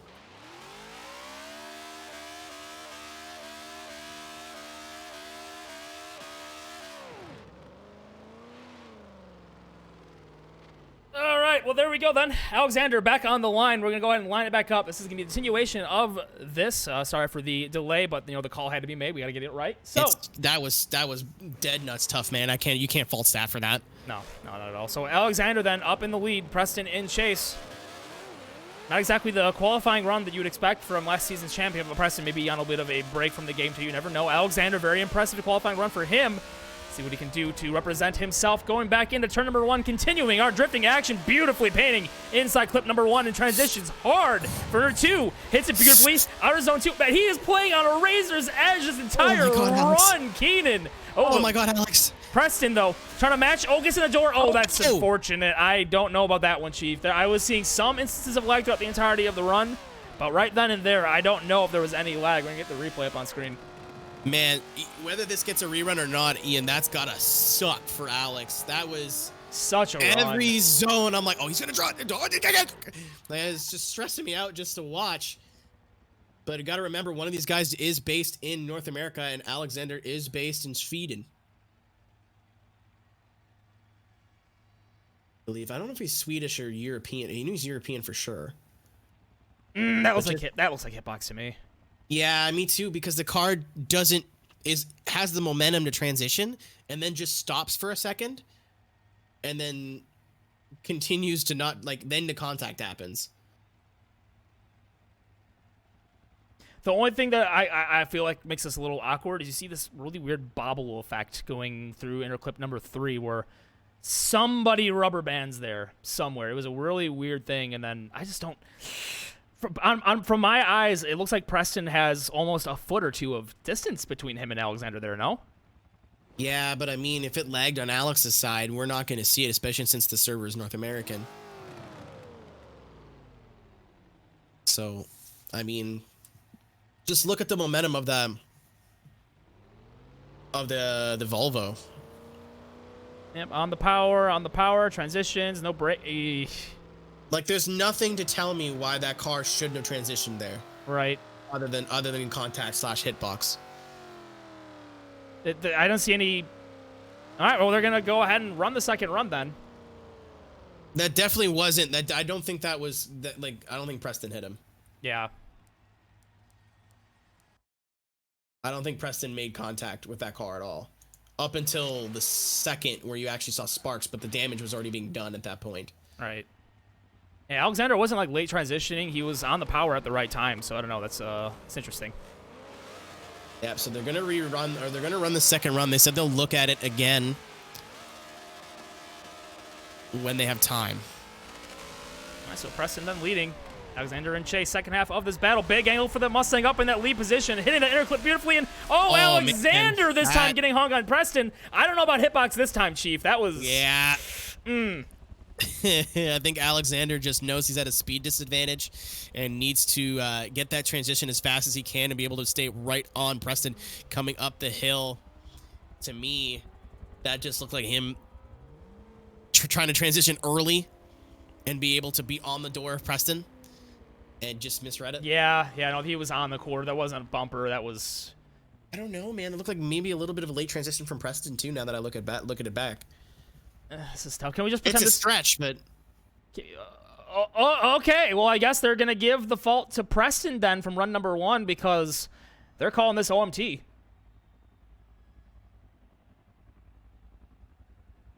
okay, So, sure, yeah, why not? I guess then, yeah. So therefore, one more time has been called. I mean, the only other scenario I can imagine there is they deemed Preston at fault for that contact.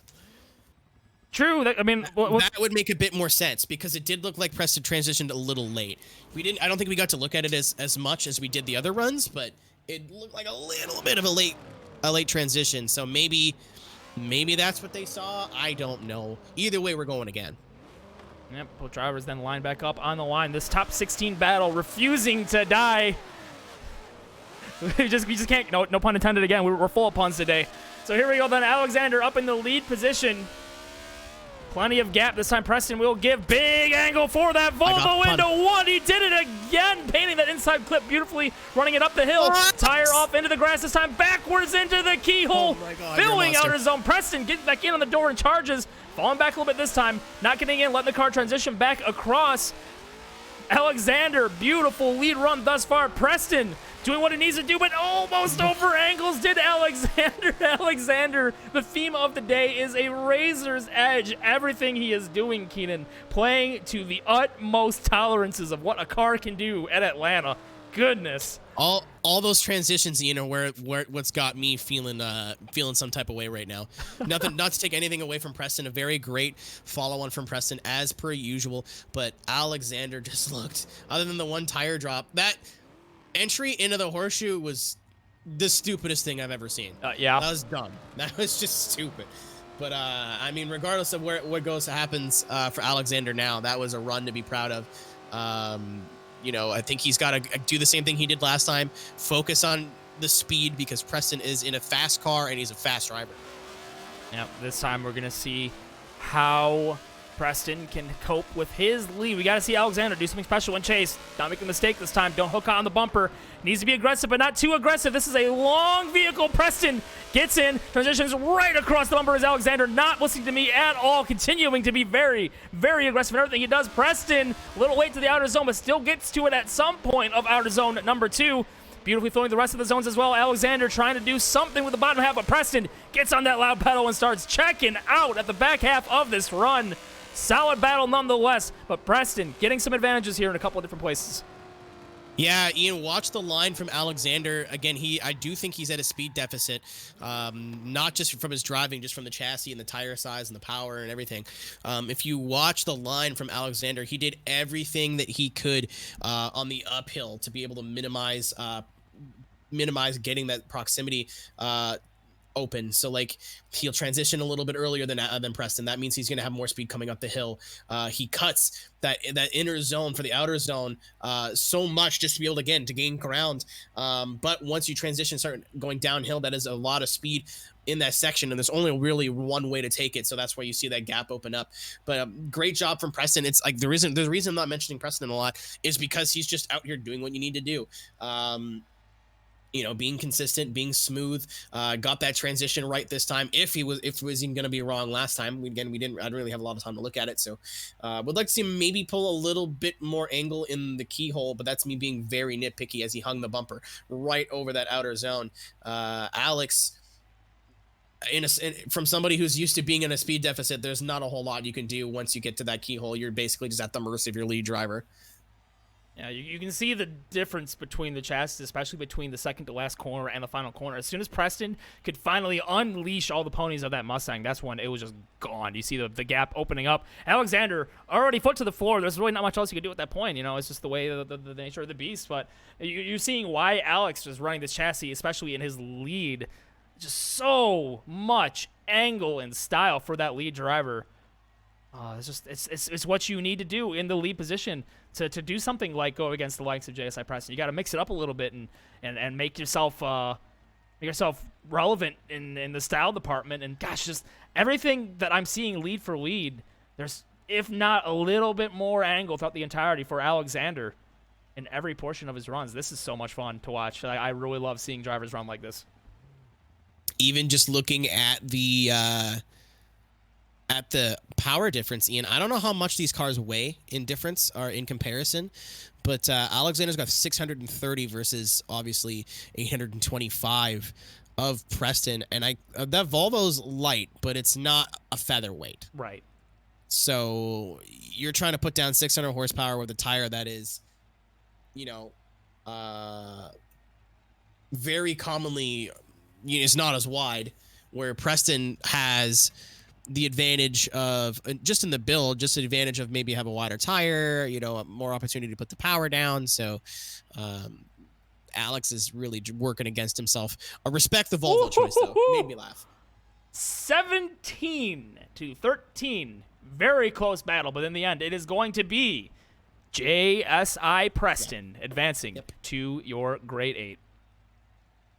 Yeah, not a whole lot Alex could have did. Again, I think that all came down to his not being active in the chase, as active in the chase rather, on the second half of the course, and I was out of his hands, man. There's not a whole lot he could really do there other than just really get the jump on the throttle of Preston and hope he makes a mistake. Preston didn't. Preston moves on.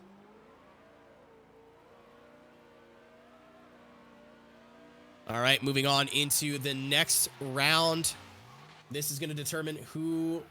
Oh, no, I'm a liar. This is your grade 8. So everybody is in the money now that you see. We're going to see if we can have 2 AOM drivers on the right side of the bracket, or is Preston here to spoil the party? We already have Chandler, Scorpion, and Looney confirmed being in your final 4. Is between Preston and AOM Chronic to see who will be your last member in this grade 8. Again, everybody in the everyone in the grade 8 is going to get some sort of payout, but the big money is in the top 4. With 4th getting 20, 3rd getting $40, 2nd 50, first 100, and for a free to enter tournament, that is, whether it be dinner tonight or maybe some bills paid, you never know. Right. Big difference in between the 4th and 1st. So a lot of these guys now that they've made it this far, you got to imagine that they're thinking, they're thinking about that grand prize, that $100 cash. Yeah, at this point, you're within striking distance of that cash. At this point, you were essentially, if you're either of these two, you're all but 3 battles away from deciding if you're walking out with that cash. If everyone else has 2 more battles to go waiting for them. And needless to say as well, we also have a prize up for 3rd place as well. So even if they don't do necessarily the hottest in a great or the final 4 battle, they still have a shot at $40. That's not bad, needless to say. So at this point, this is like one of the last big pressure situations for a decent payout. One of these two is going to walk away with 10. One of these is going to have a shot at 40 at minimum for not minimum rather, but for a grand prize total. I'm not sure what the 4th place is going to pay out. I don't see that. 20. Okay, so regardless, this is the difference between guaranteed 10 or at least guaranteed 20, right, for losing or winning. So I can't talk anymore either, Keenan. This has been a long day. Yeah, man, I feel you. Again, 3 of the 4, I think everybody in this is now American minus Scorpion. So I think Scorpion has the most to gain here. Because like I said, $100 US is a lot more than $100 Australian dollars right now. I'm actually going to look it up just for the XDs, just for the funnies. While we're waiting here. The AUD it is. So... $1 US, $1.46. That's $150 almost if Scorpion would take this can take this W. So, man, we're watching for the man down under here right now. I think right now. Also, sucks to be Australian. Our dollar is slightly better in Canada, not by much, but slightly. The Canadian dollar just needs to take the wins where they can take them, right? Yeah, we take those. We take those. Let's go. Ranga, why weren't you here earlier? Man, we were talking about you so much, Ranga, and now that the Volvo's said done, nice things. Unbelievable. Alex did stuff in the Volvo. Tisk. You were the luck charm, and you're just over there playing Apex Legends, eating Doritos. Boo! You goofy old long neck. All right, Please no Preston. bully. That was all the bullying I'm going to do. All right, Preston in the lead. Chronic giving chase. Winner going to be moving to the final four. Big high-stakes battle here. Preston looking pretty good in that lead position so far. Chronic finally getting that turn 1 cleaned up, but dropping again in turn 2 of an area that he's been struggling all day. Preston getting all of that outer zone, but Chronic right there with him. Dropping again is Chronic right across the bumper of Preston, though. Dude, Chronic's got to get that car sponsored by John Deere because his front tire spent more time in the grass. Unfortunately, Preston getting a drop on the exit, though, but that was his only mistake. Ladies and gentlemen, tire drops are minimal mistakes, but when you make 2, 3, 4 of them, they start to add up. Yeah, well, it's okay at this point. I just think they're just paying the lawn care group a favor. You know, they're just trying to take care of the track that is letting us run here. So, you know, they won't have a couple of places of grass to cut. Now, don't get me wrong, they might need to resod it or reseed it. So we'll just ignore that small detail. But still, regardless, you know, it's a couple of drops, as you're saying before. There's been some mistakes, and, you know, this wasn't necessarily the cleanest of clean battles, but a very close and highly contentious battle. Nonetheless, you know, there was a lot of aggression in both drivers throughout the entirety of that one, so it was a lot of fun to watch. As these guys get switched around. Chronic going to be in the lead. Chronic needs to keep all 4 tires on the track. Preston not getting the best start. Chronic going to be giving Chronic a little bit of a lead. Chronic being able to keep all 4 there. Preston going to be closing the gap now. Right on the door. Chronic with 1 tire, possibly 2.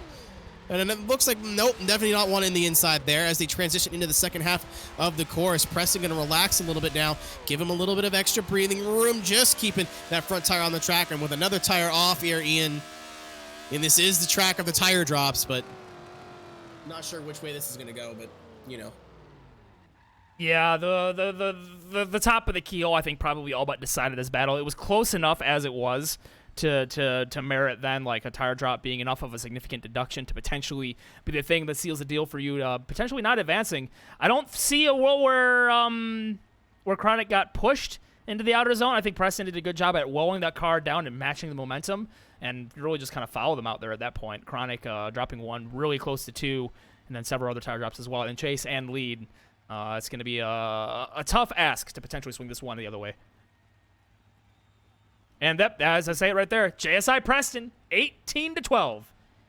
Yeah, man, will be advancing. It wasn't big mistakes. It was frequent small mistakes. You know, 1 tire here, 1 tire there, 1 tire here. I think Preston dropped 1 tire over the course of both runs. Chronic just, I don't know. It definitely deserved to be here. Strong run from Chronic, but a lot of little mistakes, unfortunately, led to Chronic being knocked out. But ladies and gentlemen, our final lobby is approaching now. We have our final 4. CI Chandler, UNK Scorpion, AOM, Looney, and Preston are going to be representing ESDA in the final 4. Minimum prize, $20. Don't go anywhere. We'll be right back. Used to be the one I talk to when I'm sad. Can't you see now tainted love is all we have? Our issues run so deep, now when I try to sleep I feel so bad. I should leave and by the time it's done I'll be gone.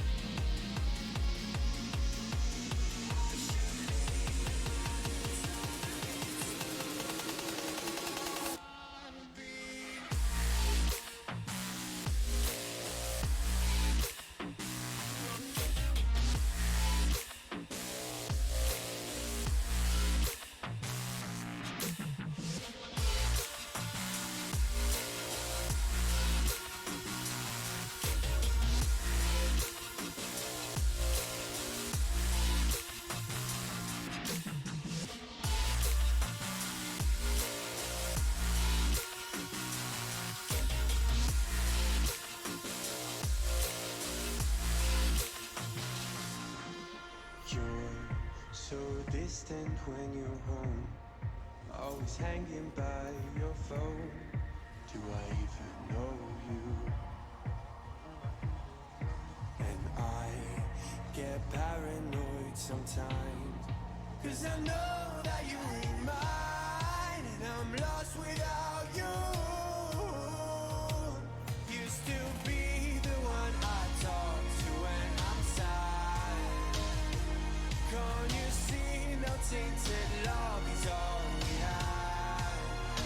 Our issues run so deep that when I try to sleep I feel so bad. I should leave, and by the time it's done, I'll be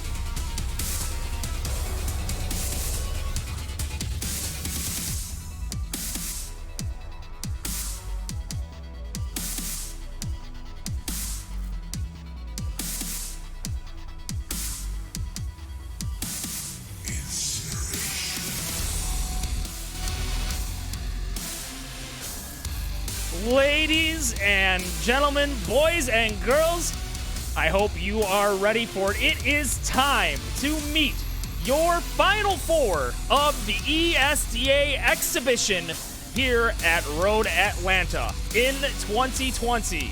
On the left side of the bracket, it's CI Chandler versus UNK Scorpion. And on the right side of the bracket, it's none other than AOM Looney and Preston, your 2019 ESDA champion.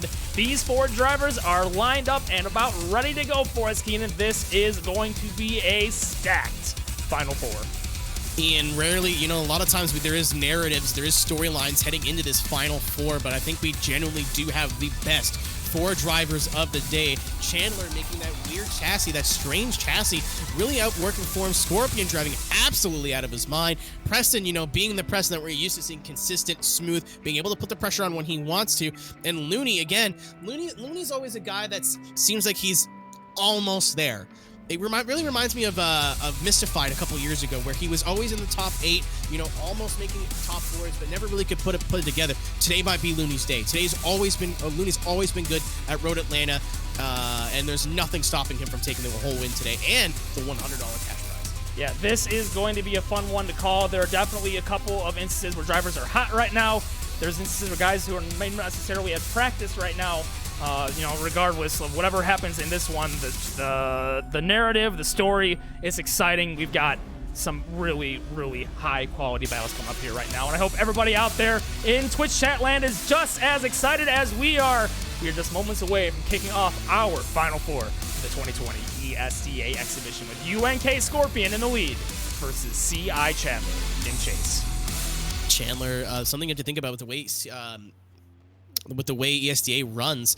Both these guys have not driven in what, Ian, 2 hours plus? Yeah. At this point, they got to warm up again. They got to get confident again. That's most of the struggle. We're going to be able to, I would have to see who jumps on that first. But here we go. Scorpion in the lead. Chandler giving chase. The winner is going to be moving on to your finals. Ladies and gentlemen, see some emotes in this live stream chat. Great entry from Scorpion. Being able to keep it from going too wide, but that's going to leave the door wide open for Chandler to be able to get aggressive in that chase position. Scorpion, no. 2 players off. Ian, I got to say, that entry killed him. Yeah. Regardless of what happened in the horseshoe, I think as soon as he messed up the entry, that got into his head immediately. You know what? Maybe just sitting there and not being active, not driving, may have played a factor in that as well. Anything can still happen, but unfortunately just sitting on that huge deficit now. Keenan, it's a Scorpion we all know and love. He's decided he's either going to be the guy who's making it all the way to the finals, or he bows out from a mistake in top 32. And as it turns out, his top 32 mistake Ain't over yet. Ain't over yet. Even if he does end up taking the loss here, he still will be able to move on into the 4th place battle as well. You still got $40 to play for here minimum. Like it's not over yet. Yeah, still quite a bit of dollary dues on deck here right now as Chandler going to be in the lead position. Scorpion going to have the run of his life, which he's capable of doing. He's been driving incredibly well all day. Good entry from both. Scorpion maybe transitioning a little early, trying to put the pressure to Chandler, putting him again. Chandler possibly one tire off, but I do think that was because of the contact from Scorpion. Scorpion is all over that orange and red Honda Civic. Haven't seen that car so often, I forgot what it was. Ladies and gentlemen, I gotta think that Scorpion going to be bowing out and moving into the top 3 battle as they give each other a little door check. As we move on to the replays here. Yeah, Scorpion was basically doing everything in his power there to force that mistake out of Chandler. He was doing it with some taps, a little bit of aggression, but it wasn't like a full-on kill. He was doing it respectfully. He was putting the pressure on where it needed to be, putting it out on 110% in his chase position, and all but pushing Chandler up the hill as well. Yeah, gotta believe that tire drop is not going to be seen as Chandler's fault going into the top of the keyhole. Really spirited drive for both drivers, and that mistake may be a little too much to overcome there. And yep, CI Chandler with 29-1 advancing to the next round of competition. Yeah, that little door check, that hip check from a contact from the front end, Ian, usually doesn't affect cars too much, but when you hit rear quarter to rear quarter, that's when you do see that I don't know what we want to call it, that like the little wiggle, the tire drop. That's unfortunately what you're going to see here. But, not over for Scorpion yet, but he does have to kind of reclaim his thoughts and definitely be watching what's happening on screen right now, because AOM Looney and Preston are both on deck right now. Both these drivers very, very strong. Looney looking very good today. Preston as well. The thing that gets me out of both these guys is, they're making jokes and having fun in chat as well. So, and the winner going on to at least bare minimum, I think, getting a $50 payout. So, these guys still having fun and making jokes with each other. So you'll love to see that. Great sportsmanship today. Yeah, Looney's been on a tear today. Preston always has that X factor of being able to deliver when it matters. This will be a fun battle. Gap being shown going into 1 as Looney initiates into 1, gets on the pedal early and really starts to get some nice style up that hill. Preston not necessarily in the picture, pushing into the door now. Tire off for Looney into the grass. Outer zone 2 with a little bit of dirt thrown back towards the judging stand. Transitions across the bumper is Preston pushing back into the door, trying to make something of his chase run for the back half of it. Looney had an all but perfect run going up in the lead, but that was a slight mistake going up into outer zone number 2 with the tire drop. And Preston maybe paying too much respect on that gap to Looney throughout the first half of the battle, because that was a big gap. I don't think he was trying to do that, Ian. I think that's just how fast that Looney is, because even in Twitch chat, you saw Preston say I'm gonna have a hard time against Looney. He's a fast boy. So I don't think it was all down to that. And unfortunately, the only mistake that I see from either of these guys, other than just proximity, is the drop from Looney. So with a battle this close and a guys at this high skill level, I saw Looney get on the brakes. I'm like, ooh, that was a little late. And then sure enough. One time lucky. He was only lucky. It was only one, honestly. So can't actually come back from it, but he's going to need to force a mistake out of Preston. Preston not really been making a ton of major mistakes today. Yeah, other than that one time he over-angled a little bit exiting turn 1. That's about the only mistake that I've seen out of Preston thus far today. Let's see if he can deliver once again. This time Looney not giving as much of a gap going into 1. Preston with the giant angle into 1 and gets on the power to boot as well. Up the hill now, working his way up the hill. Mustang, big angle into the keel as well. Looney into the door, matching the tire track beautifully. Ripping off of the clutch, pulling the e-brake through the keyhole, and lots of angle and smoke being poured out of the back tires of both of these drivers. This is one hell of a battle as both drivers working their way out. Oh, Looney making a mistake, exiting the final corner, letting Preston check out a little bit. That was a very, very close battle, Keenan. Preston leveled up. Yep. I think Preston was sandbagging a little bit. It's that X Factor, dude. I told you. That run was by far his best run of the day. Looney, again, unfortunately, I don't think it would have been enough anyway, but with that mistake towards the end, Ian, got to imagine that it's going to be close. I think it's going to be like another 17-13. But don't check my math, by the way. I'm an English guy, not a numbers guy. Don't you dare. But unfortunately, just you don't like to see that. But, you know, someone's got to win, someone's got to lose. And regardless of who wins here, I think both of them just really, really came out strong. But Preston just a little bit more consistent overall. Yeah, he had a really, really good chase going there for a while as well, but then you saw it exiting the final corner when he tried to match the angle of Preston getting really aggressive. That's a very difficult part of the course to stay close on through and through. Like, he was very close in the transition between the last corner and the final one itself, and yeah, you just see the car over angle a little too much. He wanted to be close, he wanted to be in the picture, but giving it just a little bit too much. Still a very spirited drive for both of them. Really loving seeing what these guys are doing so far today. Initial die coming with that decision. Where is this one going? One more time? Is it Preston advancing? Or is it Looney advancing? We are just moments away. 15-15, ladies and gentlemen, boys. They're running again. One more time has been called between Preston and Looney. Man, that's close. I got to imagine it was down to just Preston lack not of proximity. getting aggressive enough. Yeah. Because Looney was there, like super duper there. Preston was like kind of there. So they're going to be lining up again, ladies and gentlemen. You wanted the best, so you get to watch them one more time. Again, the winner moving on into the finals. The loser going to be facing UNK Scorpion for third place. Great entry from Looney there. Preston hanging out a little bit wider. This going to be able to allow him to cut a little bit more, and we're going to see that at proximity right now. Oh! Oh my God. Preston getting into Looney a little bit. Looney kicking up some dirt. I was about to say Looney painting the outside line this time. No tire drops to be had, but Preston having maybe a little bit of a say in that. We'll have to see in the replay. And Preston not having the proximity on the second half of the run again. This time much better, though, in the first half. Preston trying to be a little more prevalent, a little more present in chase, rather, working their way through turns 1, 2, and 3 then. You're going to see it on the replay as it comes up.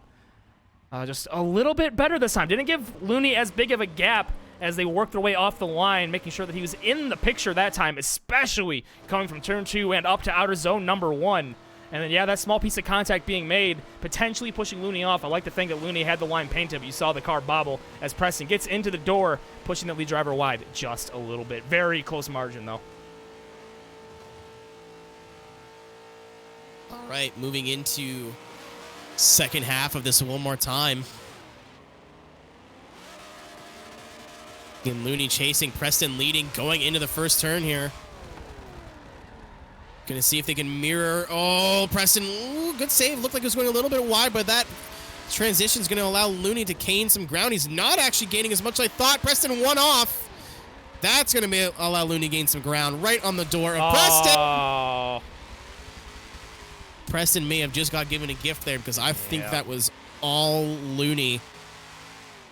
Aggressive as hell in the chase, but, you know, like we said earlier, when you have, you know, these hitbox issues, especially in transitions where you're transitioning millimeters away from their bumper, Forza wasn't made for that. Forza wasn't made to have that sort of contact model. Maybe a direct hit to the back bumper, but not a lot of times you get a front bumper sliding across the back of a rear. So yeah, weird.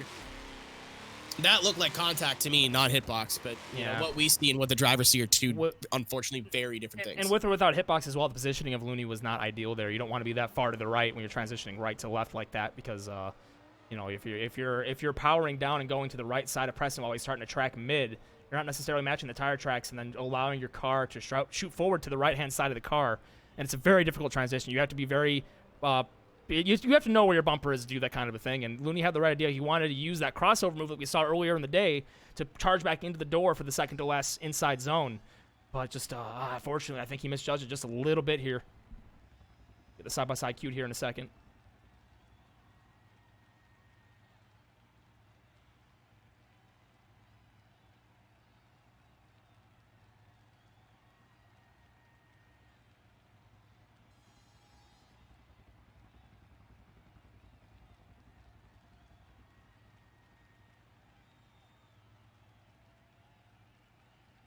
I don't think we're actually going to need that side-by-side. We're going to go ahead and keep it on this for now.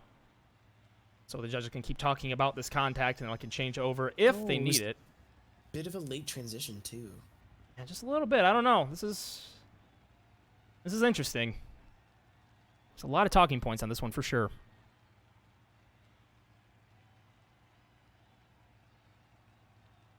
I don't know. I think he was going to... I don't know. I don't like it. I don't like it. Well, regardless, we're going to go ahead and Looney has a clip so they can see what Looney's perspective saw on that one, at least. But again, in my eyes, it didn't seem like Looney was on the preferred line to transition. That was a risky game he was playing by going off to the right-hand side like that. You know what I mean? Where instead of backing out a little bit, following Preston out to mid-track and then transitioning with him, instead he tries to go to the right-hand side of the course to get the cut back and then charge into the door. So... it's really going to come down to what the judges deem on this one. Looney's got the clip uploading now. So if it was indeed hitbox, then we'll see. It's, from the perspective of the spectator client, it's looking like contact in my eyes. Yeah, but like I said, Ian, what we see and what they see are two unfortunately, very different things. So... the only thing that gets me is normally if it's hitbox, one car isn't affected and one car is. The Looney's... oh, yeah, Looney's car does keep going like nothing happened, right? Yeah, there was a little hiccup there, but that's just kind of lag, like client side or server side. Ladies and gentlemen, to become a judge in Forza Motorsports 7, you have to understand the intricate details of network pass-throughs. If you've never worked at an internet service provider before, you're not allowed to judge. Don't quote him. That's not true. Please don't quote that. That's not true at all. That is not a requirement. Again, the winner of this going on to face D.I. Chandler, first competition back in a long time, and the man's in the finals. Loser going to be going up against Scorp. Third place. Again, ladies and gentlemen, like I said before, I enjoyed. I've so far. I think I can speak for both of us, but today's been a treat. It's not often that you can get on for a Forza competition at high level with this on the line, and everyone's being respectful in chat for the most part. But we took care of that pretty quickly. Even though like the most controversial of calls, was just a couple back and forth, and that's it. This community, in the year or two that people have been really taking this drifting thing seriously, has come a long way in terms of sportsmanship, in terms of attitude, in terms of organization. Speaking on behalf of somebody who's been involved in this community for over a decade, I get to say now that I've been drifting longer than some guys have been alive. Here we go. I have the clip here. Hilarious. We can look at it on screen actually too. He put it in Dropbox, so we have the luxury of looking, ladies and gentlemen. So we too can make that decision. There we go. Awesome. So we can go ahead and take a look. This is from his perspective as it happened. Xbox record that. Oh, it's so close. I know it's a bad bit rate, and I apologize. Oh, dude, I don't know, man. Yeah, I don't know. Let's see if I can get this in an HD. Here we go. This is HD. So just this. Can you slow-mo it? I'm not gonna be able to slow-mo this now. Can you slow-mo it through Dropbox? Well, actually, let me do this. Let me record it. Is there a little coggy boy that you can just slow it down? No, only have quality available here. All right, well, that was a thought. Okay, so I recorded it. Now we'll go to replay. I don't know about that one. Keep an eye on Discord for me. Yep, you got it. Teamwork. So I can go ahead and then slow this down a little bit. There we go. So slow motion replay on screen. You know how I know Preston's young? It's because he has a picture of a attractive woman as his display picture on Discord. I don't know. I'm not saying anything. Yeah. I'm gonna pull the me strategy and just shut up. I don't want to be responsible for anyone swaying their decisions. I mean, you guys in chat can make your own call here.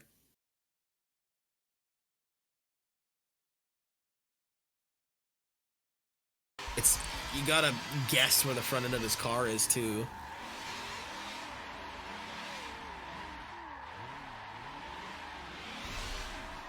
It's tough. That's a tough call. I'm not gonna. another breath of the brakes. Yeah. And he would have been fine. Die typing.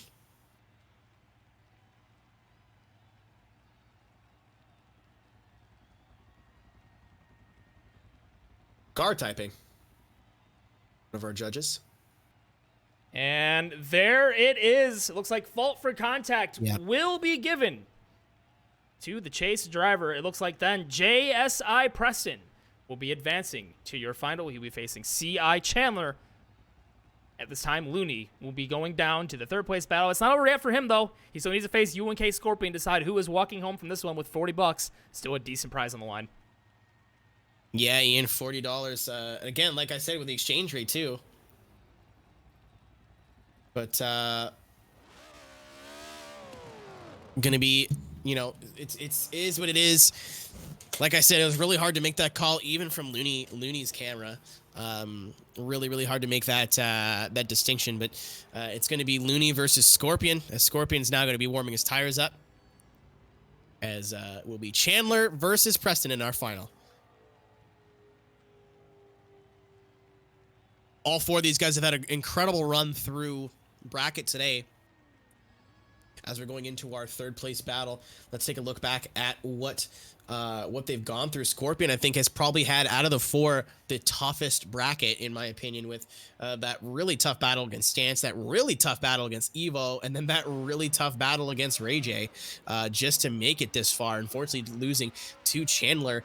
It is now in battle for your third place. On the other side of the bracket, you have somebody who was only really challenged in top 16, top 8, Looney got a bye. Kuki, unfortunately, due to mistakes. Are we resetting or something? Yeah, it looks like they're going to be grabbing this replay because Forza wants highlights. They're going to need to save the replay because the Forza replay system doesn't allow us to capture over a certain amount of time. Yes, okay. So they want to make sure we have the replay file. Okay, I was just curious as to why everyone was driving. I didn't know why.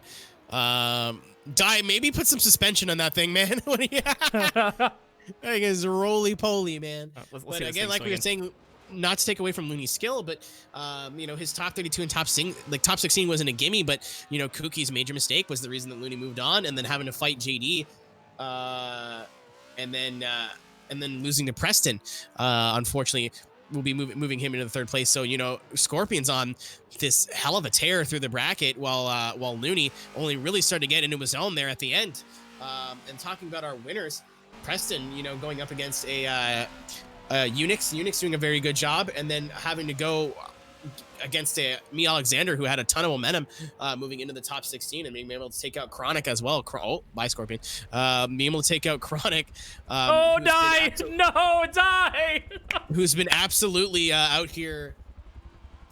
She's showing up to ended up taking out Burt, took out Smarby Binky. So, Preston of no slouch either. On the other side of the bracket, CI Chandler moving into the finals, unfortunately ended up getting a bye in the top 16 due to Giraffe's unfortunate missteps, but he had to take out Froze and Big Pete to get here. Especially that battle versus Big Pete was not easy for Chandler.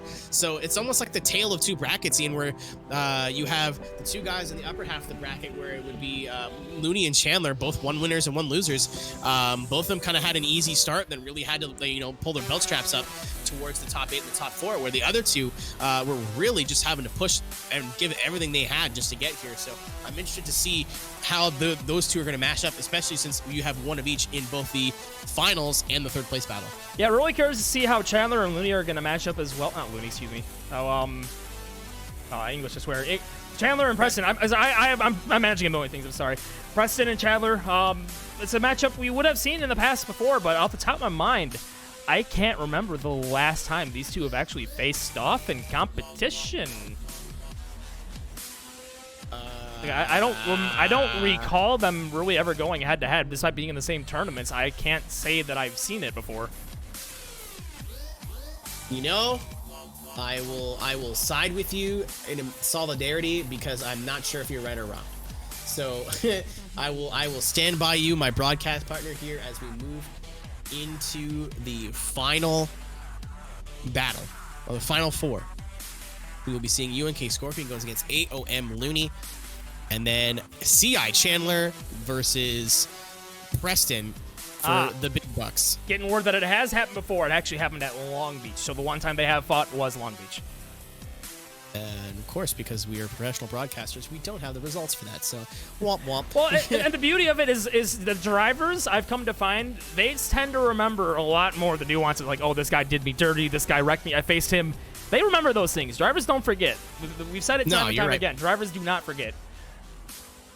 You are correct. Drivers are like elephants. They have big noses. Well, You know what they say about big noses? No, I don't actually. Good sense of smell. I mean, yeah, fair. That's fair. So we played the Silver Scrape. I tricked you so good. So we played the Silver Scrapes again. As all drivers are working their way back up to the line. This is, again, your third place battle. This is all to play for the money. $40 on the line for the winner of this very battle. Looney will be leading and Scorpion will be giving chase. Again, it doesn't sound like a whole lot of money, but when you take into account that this was a free-to-enter tournament, right, you're getting some cash just for showing up. So, you know, and the bragging rights, and of course, the shout out to DIS Stewie there in the chat, by the way. You're getting a lot of these, the bragging rights, too, of winning the ESDA exhibition. This is probably more than likely going to be the only official ESDA sanctioned event of the year. So to be able to say that you took that home and you won it, or you third or top three or whatever, that's huge. That's almost worth more than the cash at this point. So Scorpion, Looney, going to be a good matchup. I think both have had similar driving styles throughout the day. Obviously, one had to scrape their way through the bracket. Looney being able to, only really being tested in the top 16 and top 8. So really interested to see how these guys go up against each other. Looney going to be leading. Scorpion going to be giving chase. Your winner will be getting third place, ladies and gentlemen. See some emotes in chat, please. Any of them. Pick one. Looney. Big entry, big entry, but Scorpion not phased right there with him. Not going to get the transition he was looking for at all, which is going to open the gap right up. Hey, Looney, how's it going? Right into the door is my boy Scorpion, but unfortunately, going to cause a big correction from Looney and a big correction from Scorpion as well. Kapow is right. Moving into the second run here, Scorpion Ian, if you watch that replay, Scorpion just didn't get the transition. We've been talking about Turn 1 all day. You have to be able to nail that T1 and keep that speed going up the hill, and Scorpion just didn't transition in time. Yep, he seemed like he actually had the cadence correct on the transition, all but matching Looney, but he just didn't quite get the angle he was looking for there, Keenan, and we saw it happen to Burt earlier today. He hit the trajectory along coming up to Turn 2. It's very tough to come back from that. Off the track he went. All right, switching positions.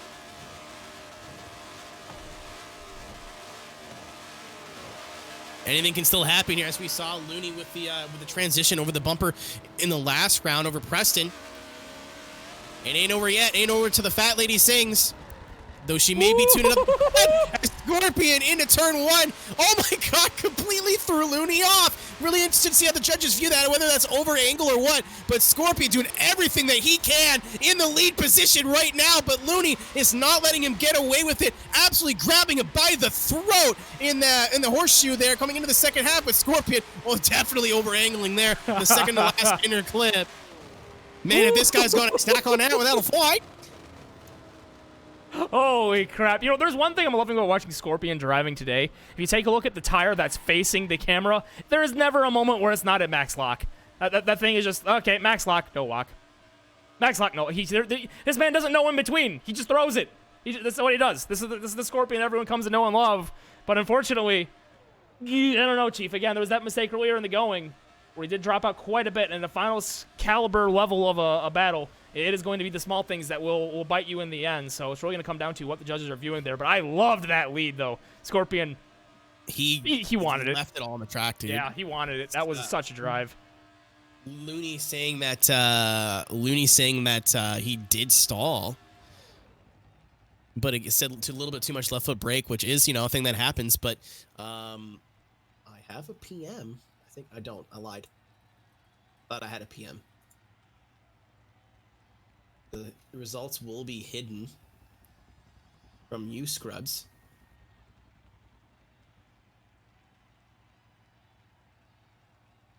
Trying to see where it might be posted.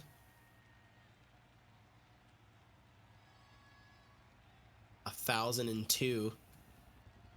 Gosh darn channels in this ESDA Discord.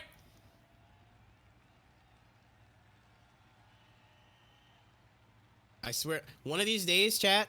One of these days, everybody, you're gonna open the ESDA Discord and you'll see that I've deleted like 7 channels.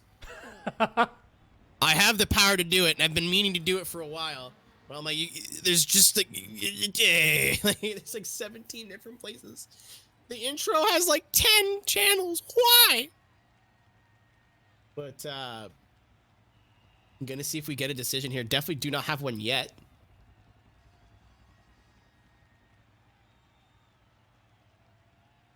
All right, I have a DM. And there is a call. Mm-hmm. We will hold it to ourselves. Just like this pee I have to take. Yes.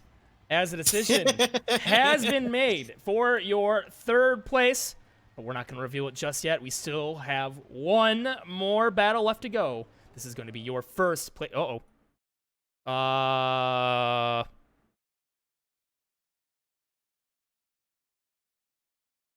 Hold them. All right. As they're warming up. My Forza has just crashed. Oh, excellent. Excellent. Cool, good. So we'll hopefully get the broadcast back to you again. We don't need to restart anything, fortunately enough. Ian, you're they're grilling you on your desktop right now, apparently. It's okay. I have a replay up. Be gone, plebeians. The 5th wall has been broken. So hopefully they do hold them. Well, they're gonna need to, because otherwise we're not gonna get this battle win. Oh, it was going so well today. It was all going so well. Oh, he sent me the message too, but he misspelled the winner really bad. Rip. So, worst case scenario, Preston has seen that we can't go. All right, I'm working on it. I'm working on it. Almost there. We're all about a couple seconds away. Thank you, Solid State Drive. Very cool. Yeah, we both drivers have seen it, so. Oh, they have? Yeah, they're both in battle chat, and I'm talking to them right now. Okay.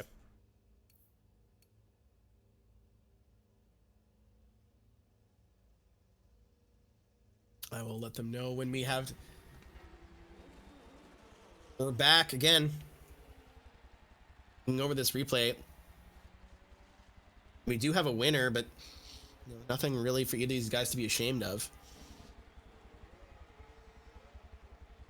Almost there. Stand by. Gotta set the the overlay.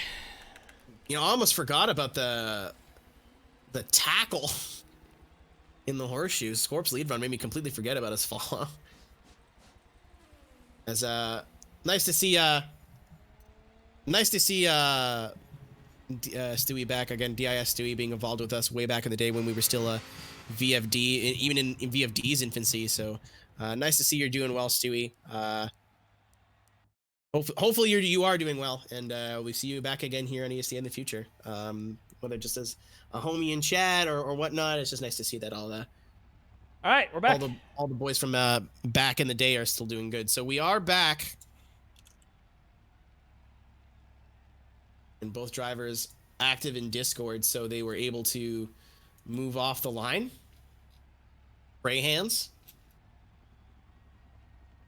See, this is typically why, ladies and gentlemen, the producer doesn't also commentate, because when these things arrive, you can't talk anymore. But we're good to go. We're set then. This is going to be it then. Your final battle. Winner of this battle gets to walk home with $100 US.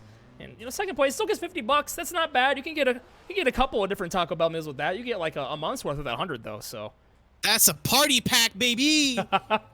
So again, Num, num, num. everybody, thank you so much for joining us today. We hope you've enjoyed the ride just as much as we have. But when it's all said and done, this is it. These are your final 2 drivers who have risen to the occasion, and that is going to be Preston versus CI Chandler. I have JSI Preston. Old habits do not die, ladies and gentlemen. Chat was giving you the gears. I'm like, listen, man. We'll fix that. There we go. When you're commentating, you just read. Like, you just read what you see. So, again, Preston saying if he's going to use his prize money to change his gamer tag, so. Not a boy. All right, ladies and gentlemen, make some noise in chat. Get hyped. Cheer these drivers on. This is your final battle. Preston in the lead. Chandler in chase. Who is walking home with the big bucks, just waiting on Die to hit that loud pedal, roll that van backwards, and we can get underway. Drivers off the line. Preston in the Mustang. Chandler in the Civic. Initiation for Preston. Big angle up in that lead position, almost backwards into turn 1. Hits the rumble strip, and oh, that's an unfortunate mistake there then. It looks like Chandler is not quite able to close back in. He's not necessarily on the power either. That Honda Civic just not really able to keep up with the Mustang thus far as Preston phased the heck out of him going into turn number 1. This is still a gap that is not being closed up. Chandler giving it his best, but can't quite get there. Replays got to come up on screen. Did Preston go in too far backwards, or did Chandler not really get on the power when he should there? That was an interesting moment of that battle right away off the line. Going over the replay here, Ian. Again, it threw me off for a second there where you said Mustang versus Civic. I was like, what? Are we on the streets of Texas in 2008? Like, no. But, yeah, it just looked like he didn't go for the same entry as Preston. He went for like a bit of a safer, more reserved entry, and Preston didn't. So had to kill a lot of speed there. And by the time he killed the speed, he needed the speed again. So not sure if that's what happened. Gonna have to watch over it one more time. I was busy posting Yoshi's in our live chat. I'm dumb, but paying a lot more attention to the second half here. All right, so with that, then Chandler's gonna get their opportunity at the lead. Let's see if they can do something with it. That car, one of the newer chassis to competition. Haven't seen it run just yet. This is the first time I've seen Chandler run it at least, and he's going to try to do something with it up in that lead position. Big angle into turn number 1. Hits the line beautifully as well. Looks like Preston's got to close in a little bit of a gap here as he's now falling back up the hill. Now Chandler needs to get to the outer zone. He does just that. Preston trying to close back in on the door. Gets in for the inner clip number 3. Transitions across the bumper on the Civic with a massive flick for Chandler in that lead position. The proximity is there. The tire smoke is there. The excitement is there. Ladies and gentlemen, make some noise for your competitors today. That was one heck of a battle to end this off, if that's even going to be the last one, because the judges still need to sit through and determine who is going to be advancing to that first place position. $100 on the line for the winner of this battle. Well, dang. That was a year and a half if I've ever seen one. Chandler looking really, really good in the lead position. Very. Preston, I didn't see lead run Preston on the follow at all.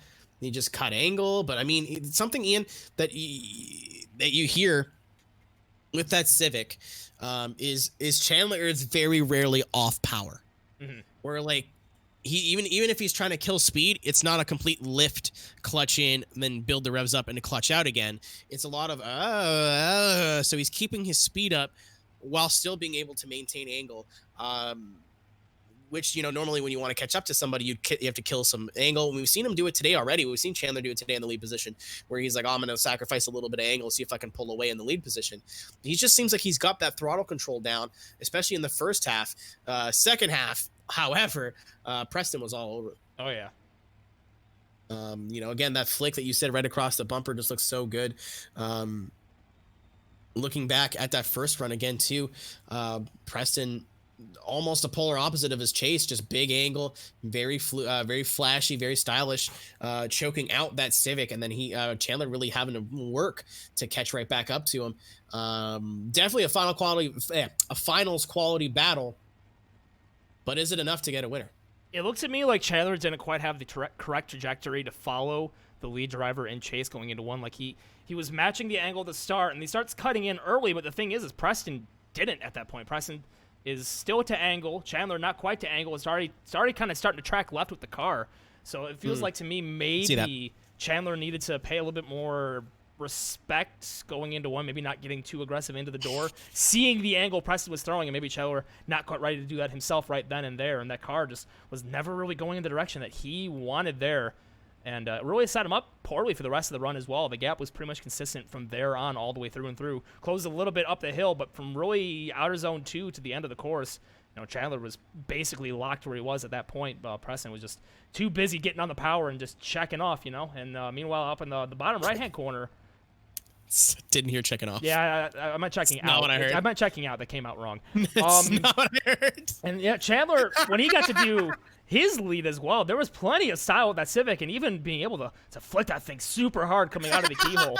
That was a lot. Are you okay? It was a lot of fun to watch. No. I was like half paying attention, and I heard what I heard. I was like, "Excuse me, what?"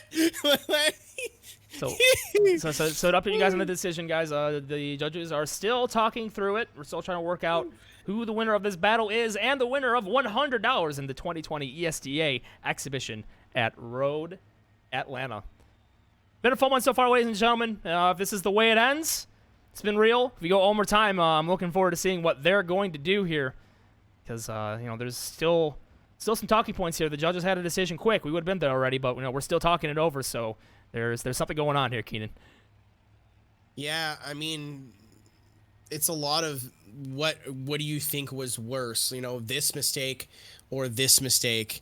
It really depends what judge views what mistake as better or worse. I can't even tell you, man. Like, I wouldn't be surprised if this goes again.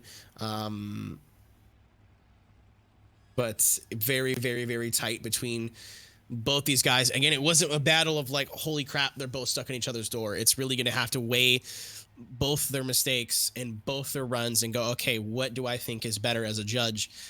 And what do I think is worse as a judge? You could see some guys going 6-4 Chandler. You could see some guys going 6-4 Preston. And I think they're both correct. Like, this is one of those where it's coming down to personal preference. What do you view as a bigger mistake? Yeah, still talking it over. Have not received a decision yet, but everyone out there, if you enjoyed this, thank you so much for viewing today. Please do hit that follow button if you haven't already. The Esports Drift Association, while maybe going on a little bit of a lull after this round, is not done by any means. Expecting them to be back in full swing during the time when Forza Motorsport 8 comes to fruition, whenever that may be.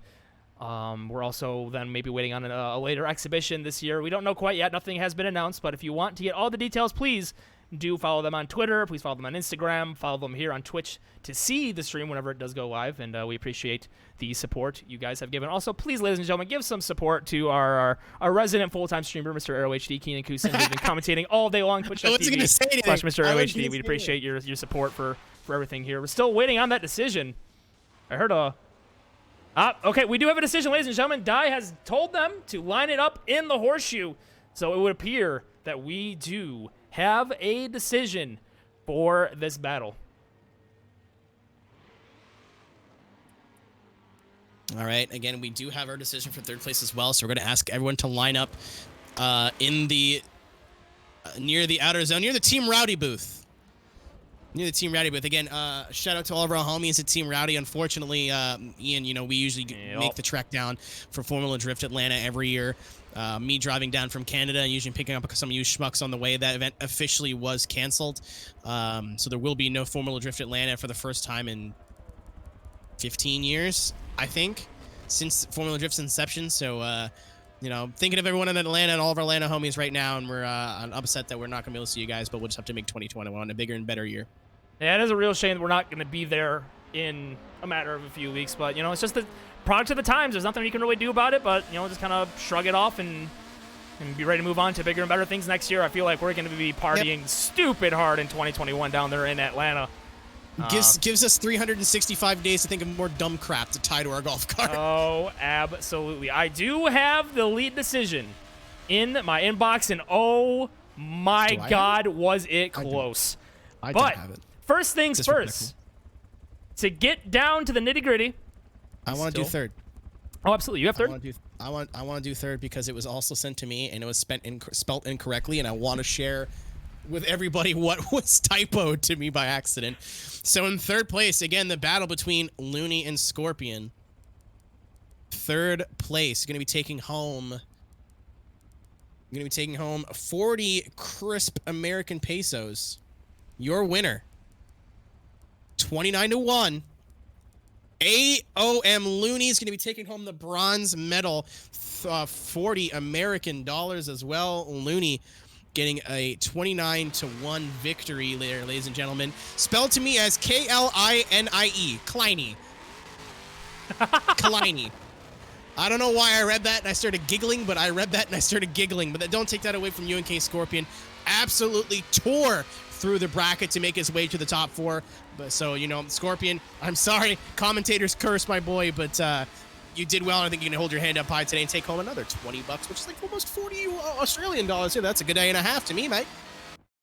All right, and with that, then, we have one more decision. And Keenan, when I say it was close, it was close. The closest decision we have had all day long. Ladies and gentlemen, 16-14, your winner of the ESDA Exhibition 2020 at Road Atlanta, and the winner of 100 U.S. Freedom Units. Ladies and gentlemen, give it up for Preston. He is your winner, 16-14. Preston is the winner of the ESDA Exhibition at Road Atlanta.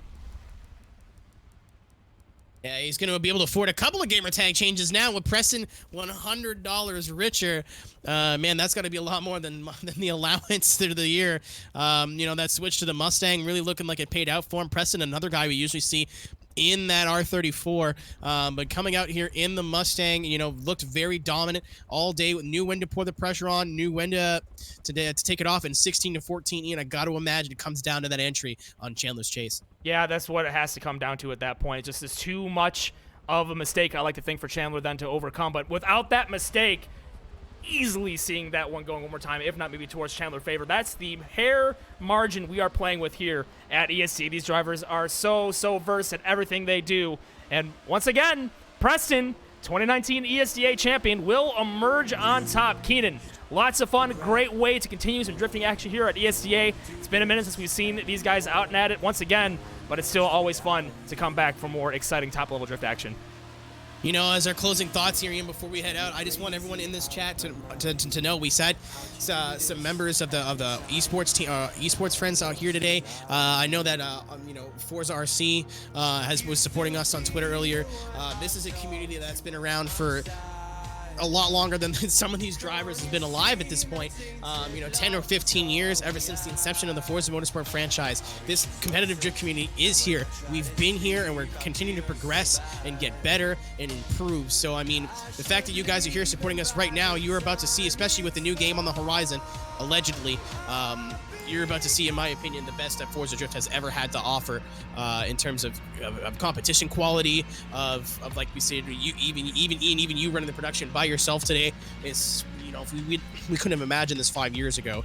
So on behalf of the community, from the community aspect, absolutely, we are here, and just because we're taking a little hiatus potentially until the next game does not mean we're going away.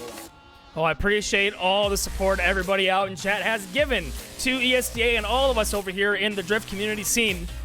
Without your support, this would mean nothing. We're glad you are enjoying this every step of the way. On behalf of myself, everyone at ESDA, the drivers, the staff, the judges, Keenan Kusin, our lead commentator today, and myself, producer and co-commentary. It's been a blast. Thank you so much for all your continued support. We will see you on the other side of the horizon, whenever that may be in the near future, hopefully. Take care, everybody. Be safe.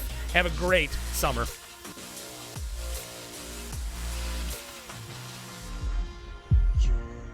So this